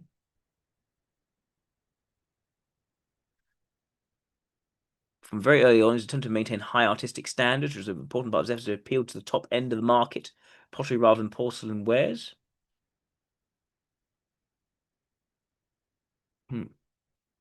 Right. What else can we say about Josiah? He's a major back of a Trent and Mersey canal dug between River Trent and River Mersey. Of the Etruria district of Italy, where black porcelain dating to Etruscan times was being excavated. He found this porcelain inspiring. His first major commercial success was duplication with what he called black basalt. Combined experiments in his art and in a technique of mass production with an interest in improved roads, canals, schools, and living conditions. He even built a village for his workers. The motto, Sic fortis Etruria crevit, thus Etruria grew strong, was inscribed over the main entrance to the works. He built a village for his workers. Fascinating. One of the wealthiest entrepreneurs of the 18th century, he created goods to meet the demands of a consumer revolution and growth and prosperity that helped drive industrial revolution in Britain. He's a pioneer of modern marketing, specifically direct mail, money back guarantees to traveling salesmen, carrying pattern boxes for display, self-service, free delivery, buy one get one free digital catalogs. In 2004, but Wedgwood, the first tycoon, in which he explained how he revolutionized the business model with innovations that continue into the present. For devising a number of sales methods, historian Judith Flanders called him among the greatest and most innovative retailers the world has ever seen.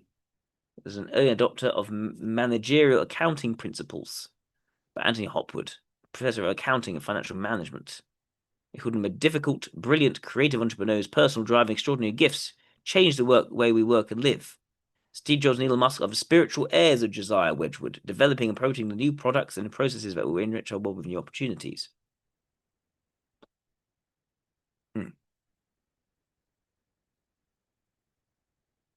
All right. See if we can. Maybe you two have something to say about Josiah Wedgwood.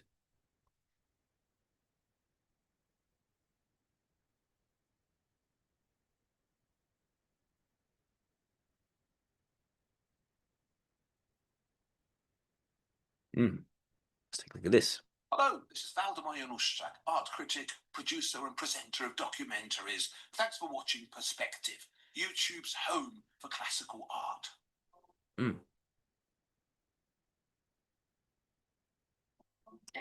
In the 18th century, Europe was undergoing a revolution. Without banners or barricades or bloodshed, it was called the Enlightenment, the age of creative giant. The revolutionaries weren't violent. They were a handful of thinkers and doers, artisans, merchants, scientists, and in one case, all of those things in a single individual. When I was a boy growing up here in the potteries, Josiah Wedgwood was regarded with awe as the first great artist industrialist. Wedgwood was a founding father of the Industrial Revolution, with a relentless urge to change science, technology, transport, the welfare of mankind, and the retail experience of society ladies. And he did it all from a muddy village in the middle of nowhere. Achievements that might be better known if it wasn't for his magnificent ceramics. Josiah Wedgwood wasn't just a famous potter. He transformed Britain itself. I've a special relationship with Josiah. I had a privileged upbringing here in the Wedgwood factory. This was my childhood playground. In the 50s, my father, Norman Wilson, was production director. On Saturdays, he'd bring me to these works when he came to talk glazes and kiln technology. He was a potter. All my family were for some 10 generations. But I had a different destiny. As a boy, I knew Josiah Wedgwood to be a hero, like Stanley Matthews or Yuri Gagarin. As a writer, I find him fascinating. Why do I want to write about Wedgwood? he combined so many different qualities in one human being. And he believed in beauty. He wanted to make beautiful objects, and he wanted to leave the world a more beautiful place, which in my belief he did. An extraordinary inventor, of course. But he really had a completely new take on English society. So that fascinates me. Hmm. There's another reason. I was a witness to history when the company went through a post-war renaissance, but too young to appreciate it all. What linked my father and his colleagues to the great Potter? Did Wilson and Wedgwood have something in common? I'm going to navigate my way through Cauliflower teapot. story via my own selection of 5 That the black basil. plots. I believe each will illustrate a turning point or theme, keys to understanding a remarkable life lived in one of the most exciting periods of our history.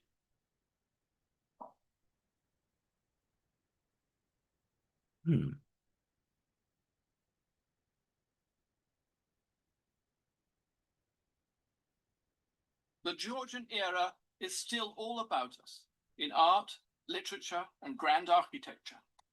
It's as relevant today as it was then, made by people we feel familiar with. We think of the 18th century as all this: elegant squares, proportion, periwigs, brocaded coats, the age of Haydn playing in the background. And it was. But in the early 18th century, in a small provincial village like Burslem, where Josiah was born in 1730, things would have been as undeveloped as they had been in 1530. In the 18th century, the village of Burslem was not the metropolis it is today. Unlike today, this town and the 5 others that make up Stoke-on-Trent were a centre of industry, the pottery industry. The Wedgwoods had operated potworks here for 4 generations. Josiah was born in the family pottery beside St. John's Church, known as the Churchyard Works. His father, Thomas, would be buried there just 9 years later.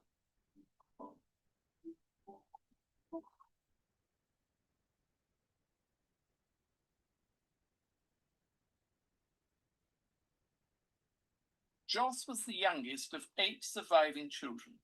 Their world was built on clay. The pots that came from Burslem were, understandably, a variety of rich, dark colours, or else a muddy cream made using lighter clay chipped in from Cornwall.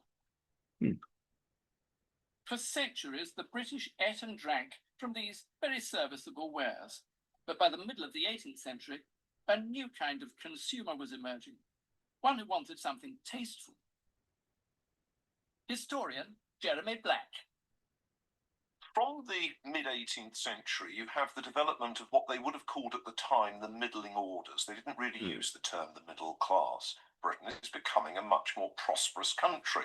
People wish to display their taste. At the same time, of course, sugar is coming into the country, coffee is coming into the country, Yes. chocolate is coming into the country. Yes, it is. So that the actual sociability is increasingly structured around drinking stimulating sort of beverages. So the man who's making nice tea sets, coffee sets, is in business.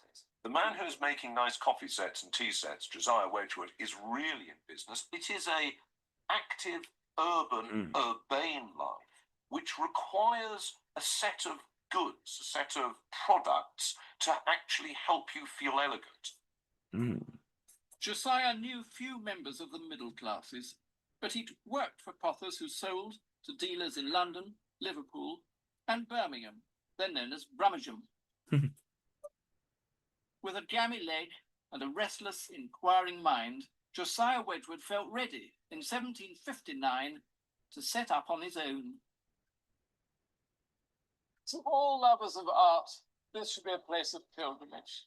For it was here, when he was not yet 30, that Wedgwood moved into his beautiful ivy-clad cottage and started the so-called Ivy Works. Surrounding him on every bit of this hillside, there would have been smoking kilns of other potteries, producing on the whole rather crude stuff, red and cream ware, coloured novelty ware. Obviously, to make well, Wedgwood was a businessman. He made what would sell.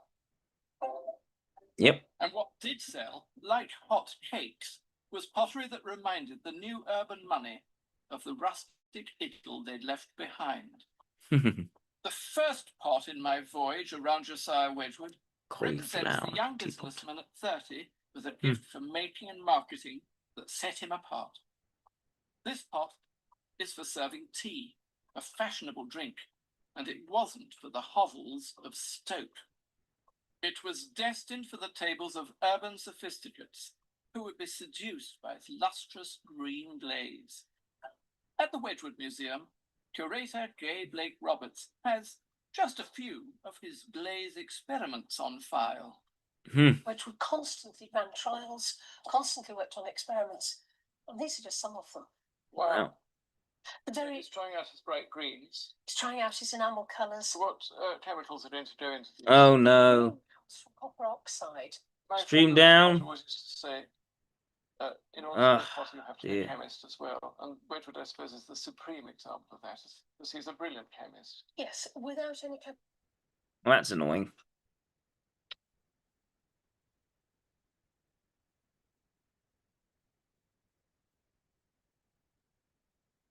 Oh well. You can't watch this documentary. You have to do something else.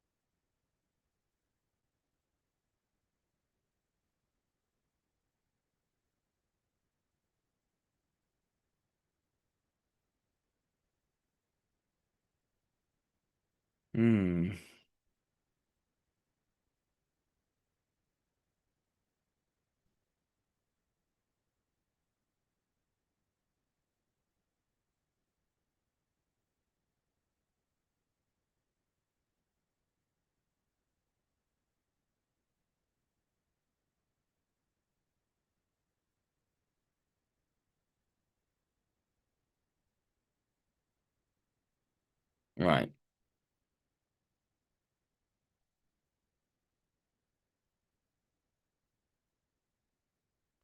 So what else can we see about Josiah Wedgwood?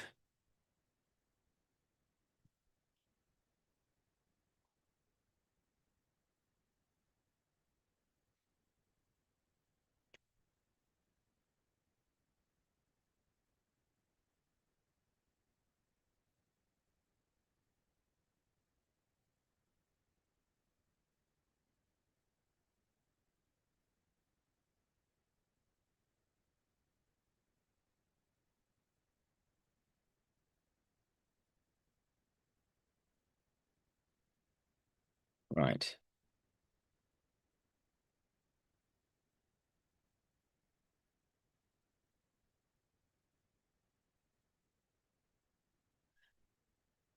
All right, still waiting.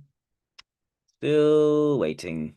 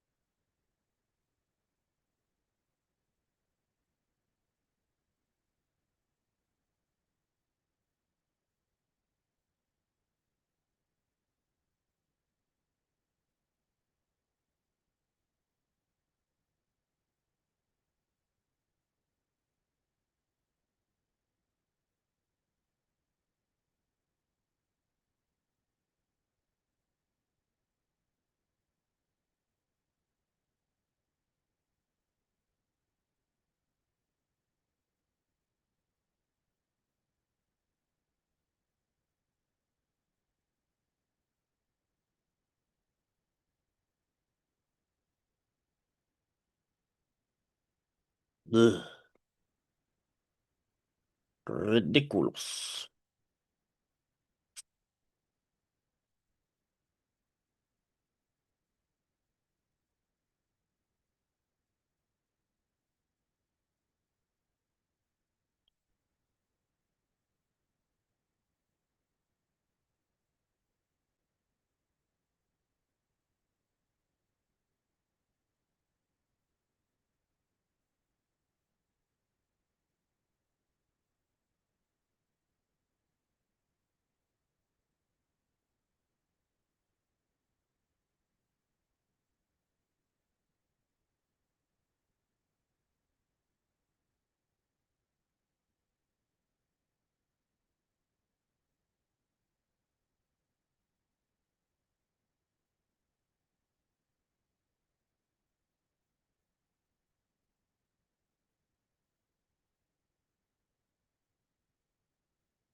Ugh.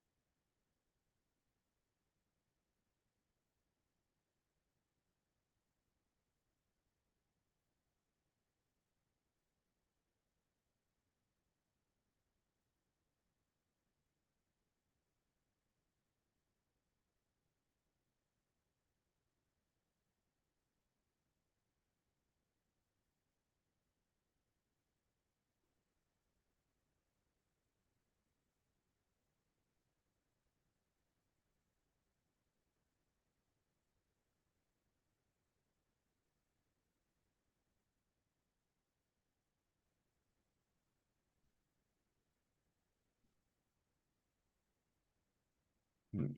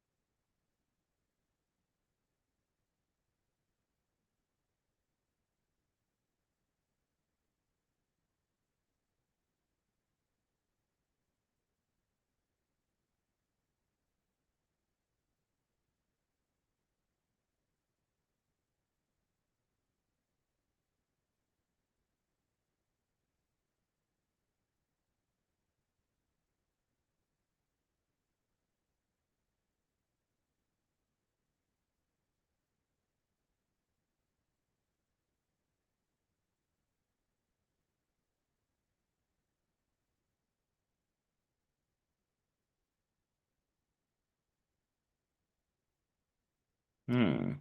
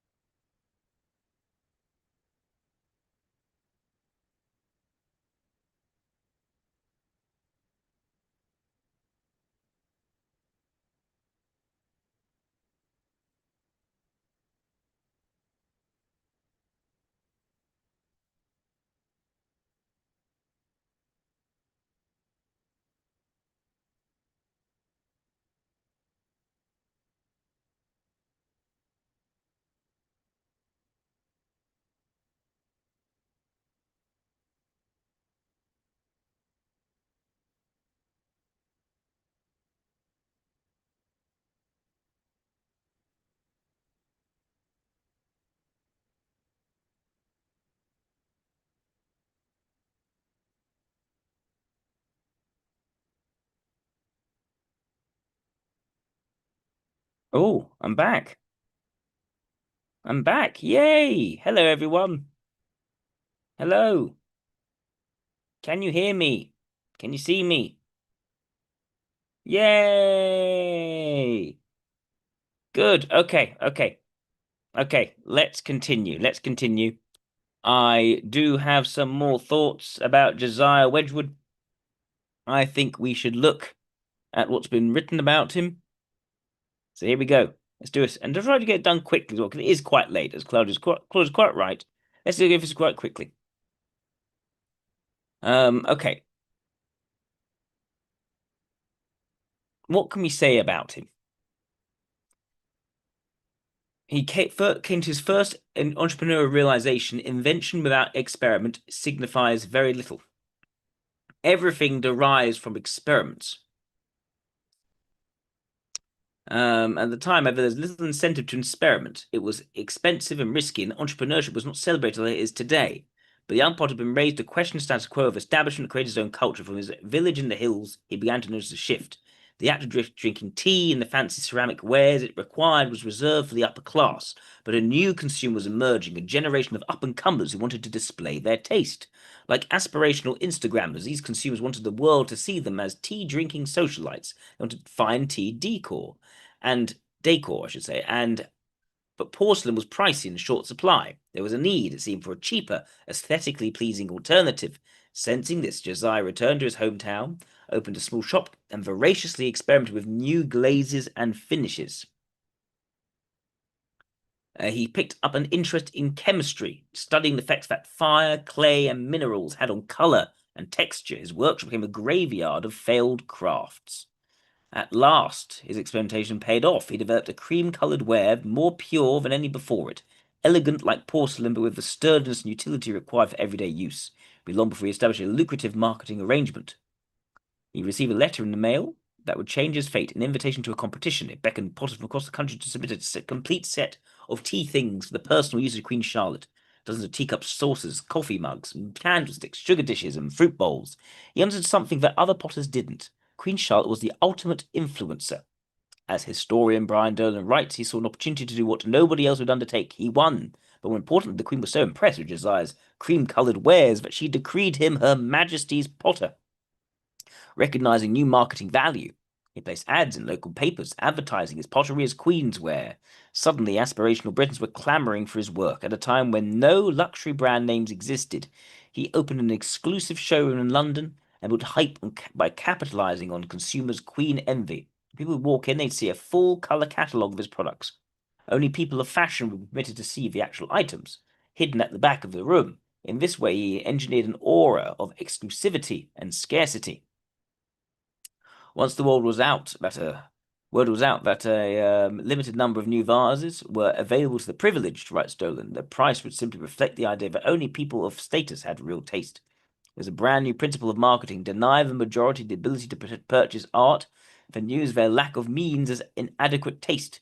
Once an item would grow stale with the upper crust, he'd cut the price and market it to the wider aspirational class.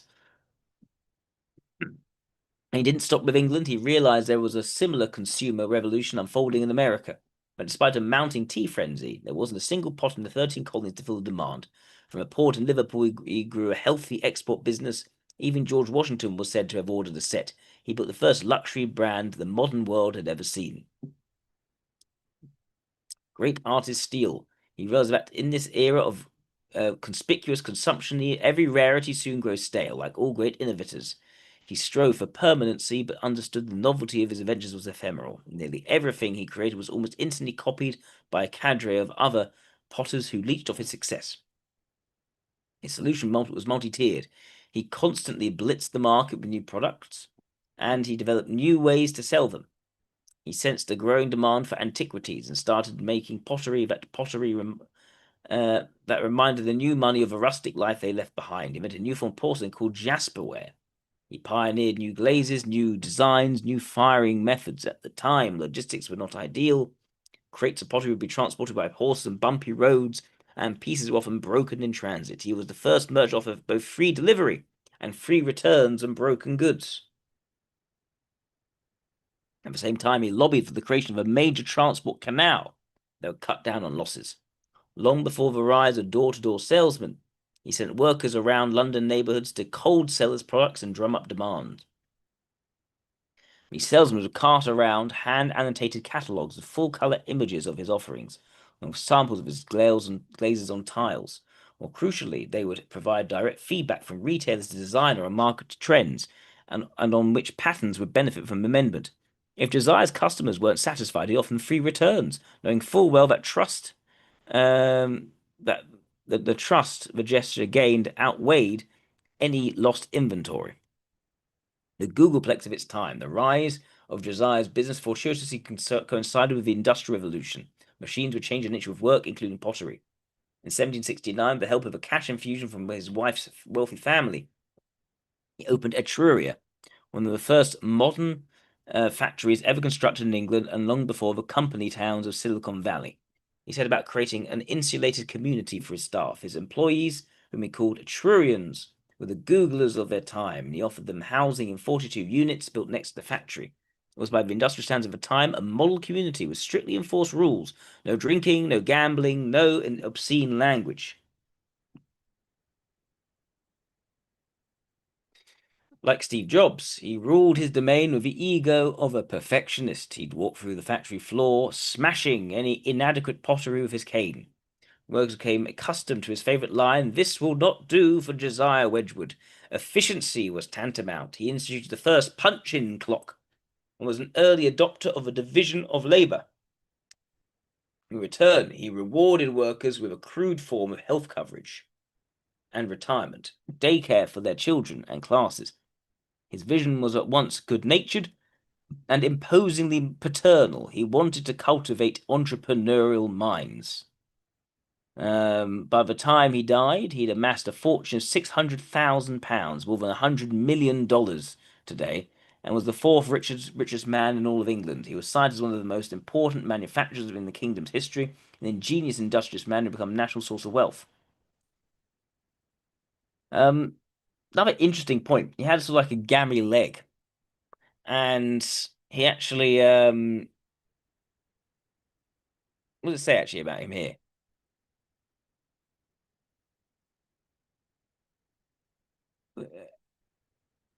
He was to grow to be a small man with a homely appearance. He left an affection which settled on his right leg. He had a broad, friendly, yet pockmarked face. He was kind, strong, and dynamic individual. What else is? I think there's something about an amputation which I thought was very interesting. He once again fell ill from the infection. It was determined it would be amputated above the knee, which was very painful without anesthetics. He insisted upon watching the operation. After he often sensed the presence of his leg in the area referred to as his no leg, but it did not allow his personal cross to interfere with his work. It's interesting that he insisted upon watching the operation. And didn't want to be put to sleep. He wanted to see it being done.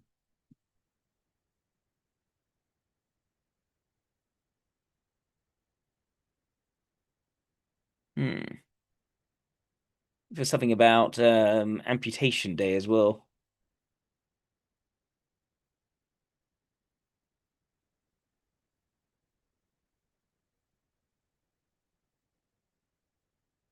Yeah, he used to call the day his leg was amputated Saint Amputation Day. I thought it was quite funny. Saint Amputation Day in 1768.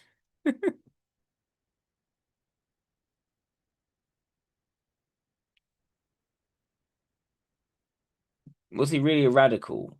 He was described as one, but his reliance on aristocratic clientele kept his outlook broadly conservative.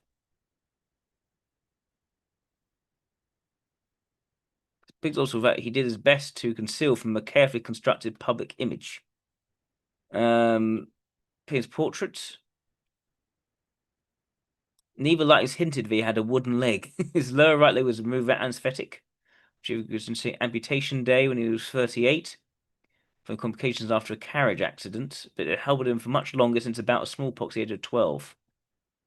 This would prevent him operating the foot pedal on the spotter's wheel, which meant he could never be a thrower. So I don't know about him being a world rejecting extrovert. I'm not sure. I think he is extroverted logic leading. I think if you look at everything he was doing, it wasn't about extrovert. Yes, he was aware of the need to appeal to a certain clientele. And he was very clever in his innovations in marketing to create a sense of exclusivity. But he was never doing that for the emotional effect itself. He was doing whatever he could to maximize sales. It was all efficiency driven. For that reason, I think extroverted logic was the main thing. I think he was utterly ingenious, but I think extroverted logic must be his leading function. And his extroverted ethics does not seem to be stubborn. It seems to be very flexible. It makes sense as a role function, in my view. Again, it's all about product. It's all about branding for the sake of actually maximizing sales. He courted that clientele because that was the best way to maximize the sale, not because he's particularly interested in his image for the sake of the image. The question is, is he an LIE or an LSE? It's interesting how his experimentation was so trial and error. How did innovate?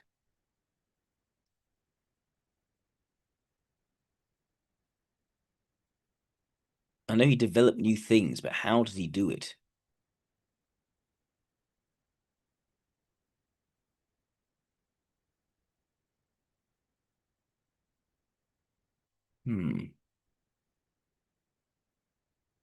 Is he LSE or LIE? That is the key question.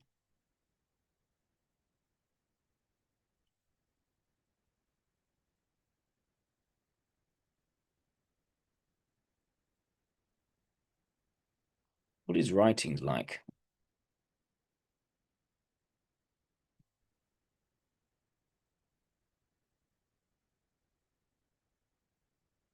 Extensive body of his work. His family detailing business strategies, social life, and support for the abolition of slavery. Scientific technical records, catalogs, and descriptions. Social and political writing, and then address the inhabitants of the pottery. Anti-slavery material. Oh, from his private correspondence family papers. That's interesting. Let's take a look at this.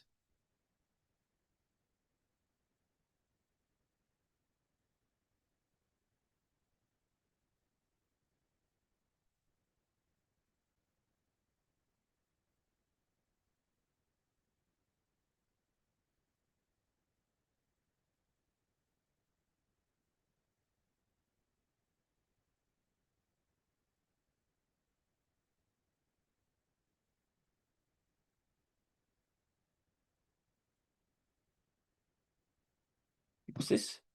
Wedgwood suffers from a disorder in his eyes. Anticipates blindness, illness of Mr. Richard Wedgwood. Don't know what it's even about.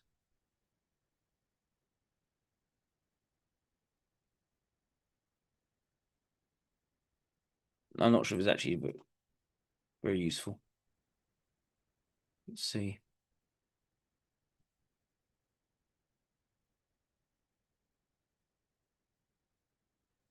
Maybe it's quotes.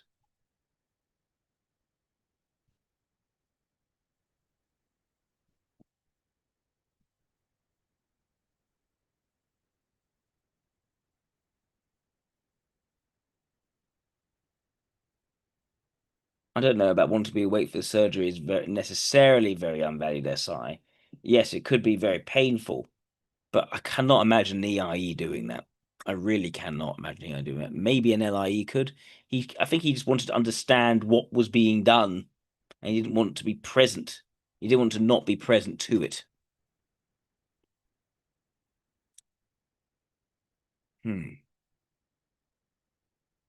Is that no JC? Different Wedgwood.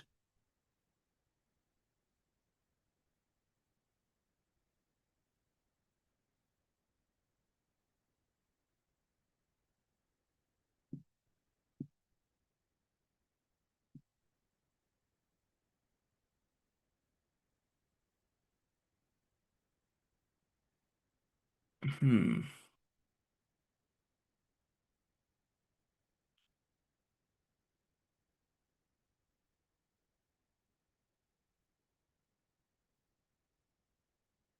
Hmm.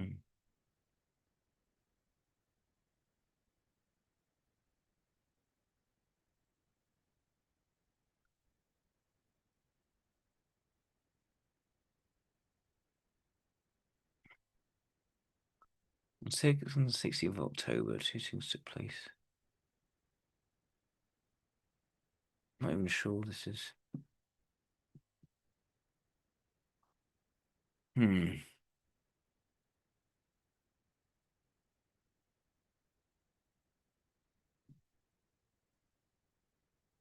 I'll go quotes. Let's try that.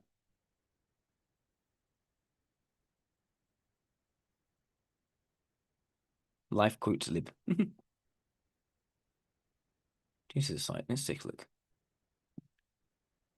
Is that it? For goodness sake. Right. Beautiful forms of compositions are not made by chance, nor can they ever in any material be made at small expense.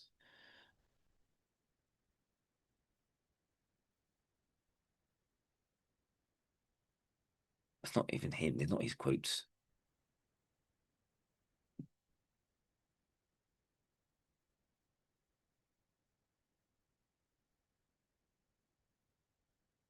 Hmm.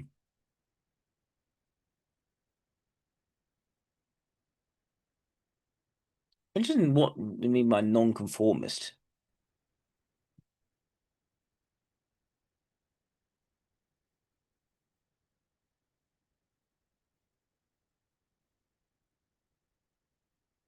This is a problem in the Unitarian faith, forming Protestant non-conformism.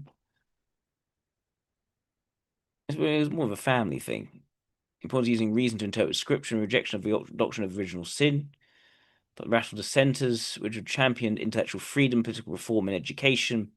His religious upbringing fosters spirit and inquiry, influences methodical, experimental approach to pottery. It was very methodical. I guess a key question, was he so methodical in his marketing?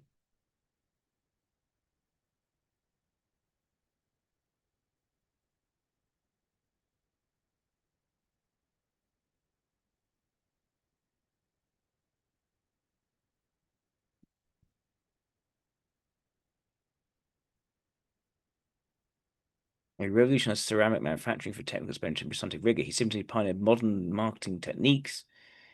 His approach to marketing was meticulously planned to build brand, create desire, and control the customer experience. Branding quality assurance. So most products not marked, he stamped Wedgwood in his products to ensure authenticity, essentially creating one of the first luxury brands. Targeted influence in marketing. This is the power of social status, courting royalty and celebrities. Showrooms as experiences. Rather than simply selling product in markets, he opened lavish showrooms. Yep. Use scarcity tactics, we talked about before. Market segmentation, recognize trends, shifting from high-end queenswear to more affordable options when demand changed, using a calculated data-driven approach to customer trends.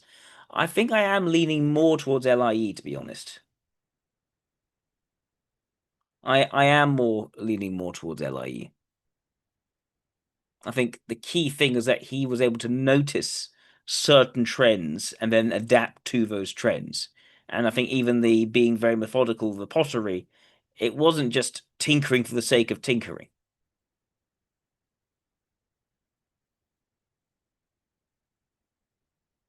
Was driven more by success or by quality?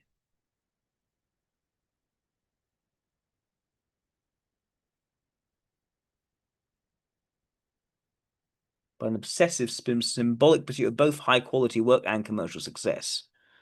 The format is a foundation for the latter. Use uncompromising quality standards, Sunday experimentation, elite design to drive market domination and brand reputation. He was a perfectionist. Scientific rigor. He's not just crafty, experimenting with 5,000 recorded trials. Did he have an active mental world?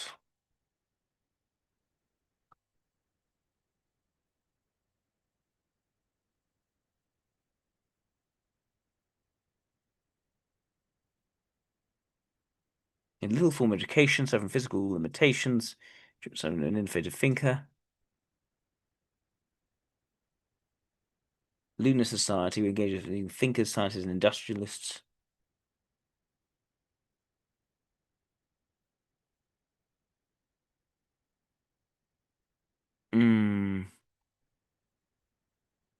What was his personal life like?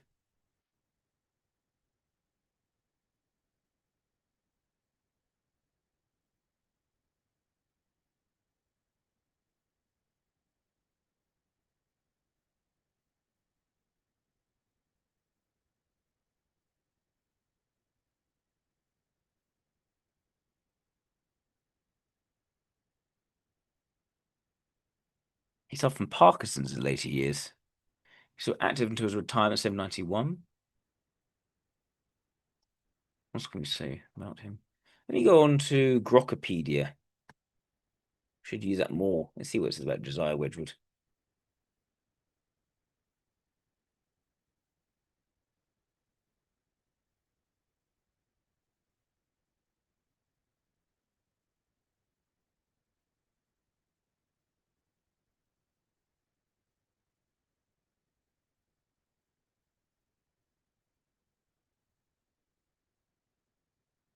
Let's see.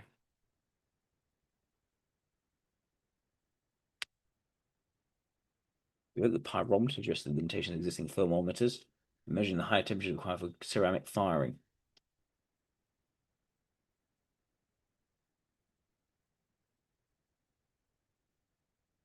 To make a thermometer measuring the high degrees of heat. In relation to the fellow Royal Society.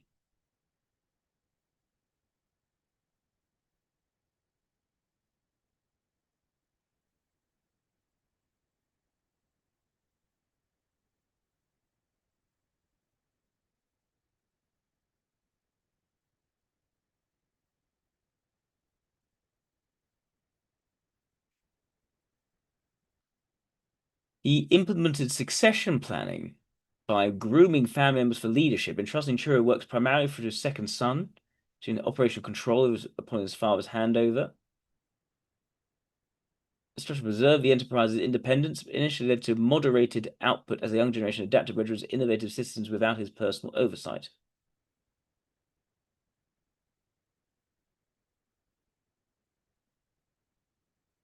That's very interesting.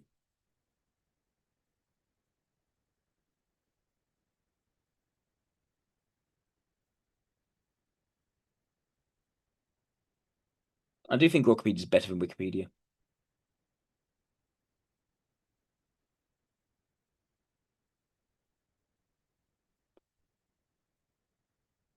Culture and political reassessments.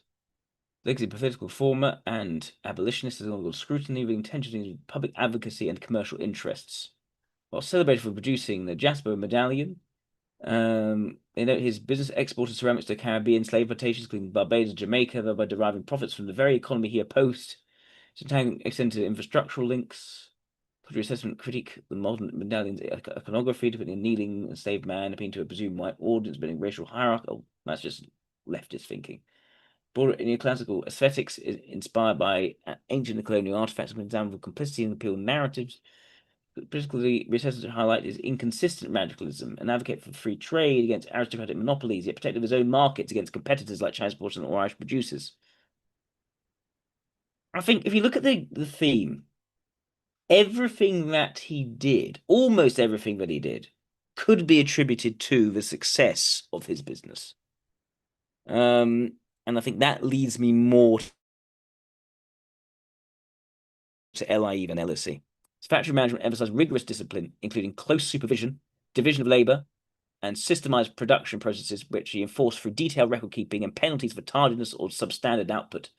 This approach drew criticism for fostering resentment among workers accustomed to artisanal autonomy, with some viewing the rules as overly restrictive and the overseeing clerks as lacking authority.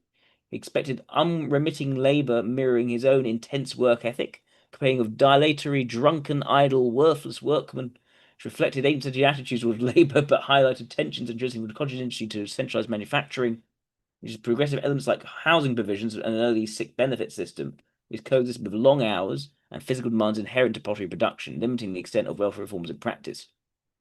There's inconsistencies in abolitionism, as is commercial success dependent on trade networks and consumer markets with the Atlantic slave trade, including sales to plantation elites and reliance on imperial infrastructures, yada, yada, yada, yada.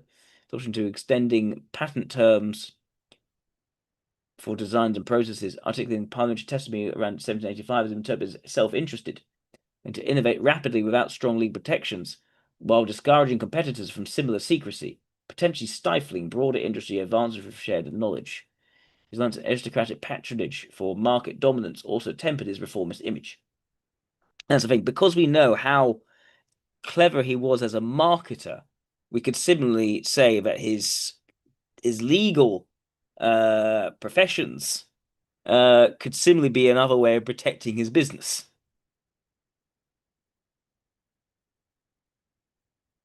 To reveal a limitation of Wedgwood's model as a purely egalitarian innovator, blending progressive techniques with hierarchical business structures.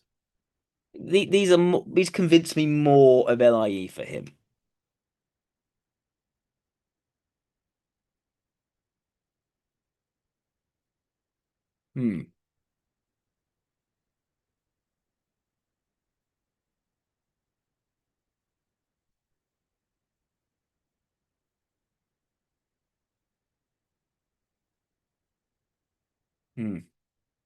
Extending financial aid to the Unitarian for reform reduced to Priestley, with an annual stipend to support his experimental chemistry and philological writings, promoted empirical science and rational religion.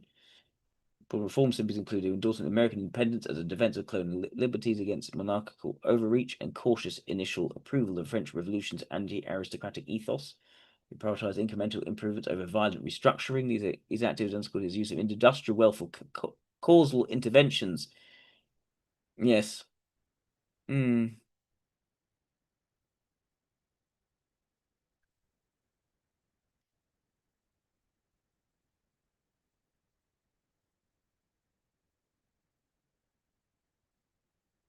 adapted his work processes, delegating labor-intensive tasks to apprentices in machinery, and changing innovation and management, which fueled the expansion of his pottery enterprise. The disability, far from derailing his ambitions, arguably enhances ingenuity.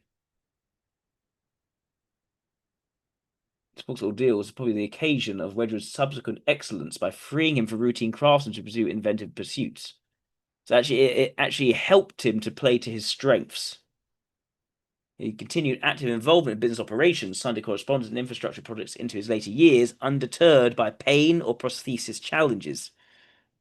Interesting.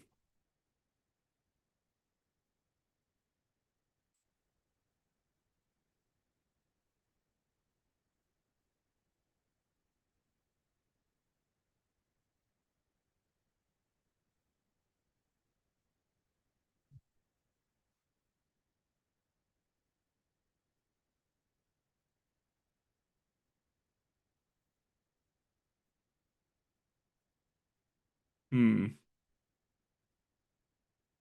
think like impressing his name onto things as well. And knowing that is a brand and someone will try. There is introverted intuition there.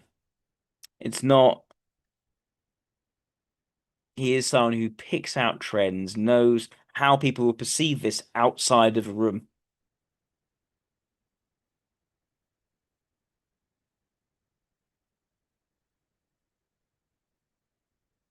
What were some of his hobbies? Did he have hobbies?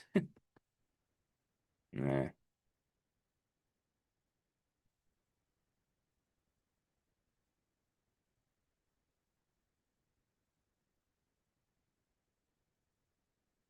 He introduced piece rate incentives and time discipline to align work effort with production goals.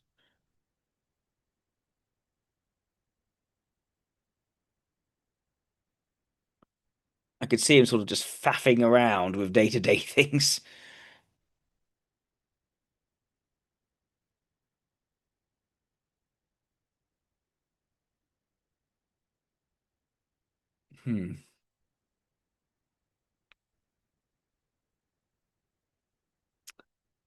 He married Sarah Wedgwood. A couple wed in Cheshire. He possessed deep affection in letters, describing her as a source of emotional support amid his professional ambitions. for intelligence and resilience, managed the household at their Etruria estate and provided stability. Why do you call it Etruria? Another question. Why Etruria? It was an ancient region located in central Italy. About the Etruscan civilization. This is another thing. Etruria, Etruscan art. It's about what it symbolizes. I'm going to ask, why did Josiah Wedgwood call his potter Etruria?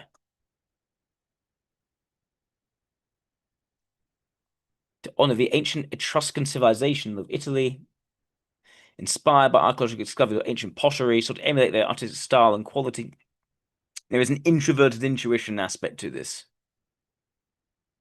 It has the goal of blending superior art with modern industrial production. It's what it represents.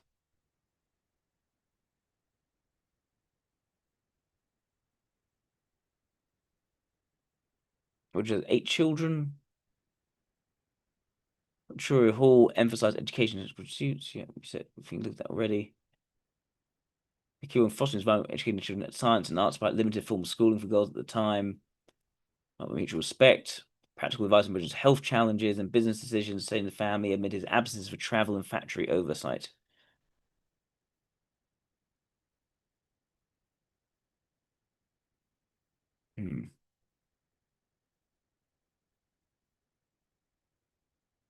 He strategically positioned his operation accordingly in the canal route.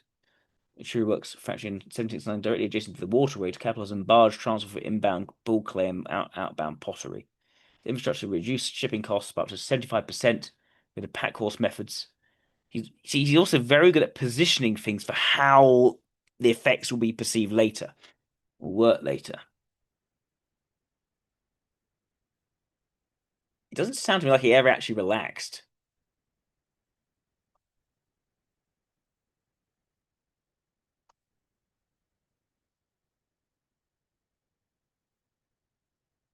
Yeah, I'm inclined to think he probably was LIE. I think someone, even when he wasn't physically working, he was constantly thinking. I think LIE. I don't think LSC. I think the experimentation with different kinds of glazing, I think that was a necessary task for him to do in order to get new styles of pottery, in order to get a niche in the market. I don't think it was just he liked to tinker with different things. It doesn't really make sense. There's too much strategic thinking here and truly original stuff that's divorced from the physical experimentation, although he could do that. That was you don't see that all the way through his approach to innovation, which seemed to be every bit as much strategic in nature. So yeah, I think LIE makes the most sense. And I think there's a lot of evidence that for him that the success of the business was the key thing. All right. So there we go. LIE for Josiah Wedgwood. Thank you very much, everyone, for tuning in. We're going on quite some time. Yeah. Have a lovely rest of your week. Well, have a lovely week. Have a lovely next week. All right. Take care now. Bye-bye. And thank you all for your super chats. Greatly appreciated. How do I turn this off again? I can't remember. Oh yeah, I got to end the stream. There we go.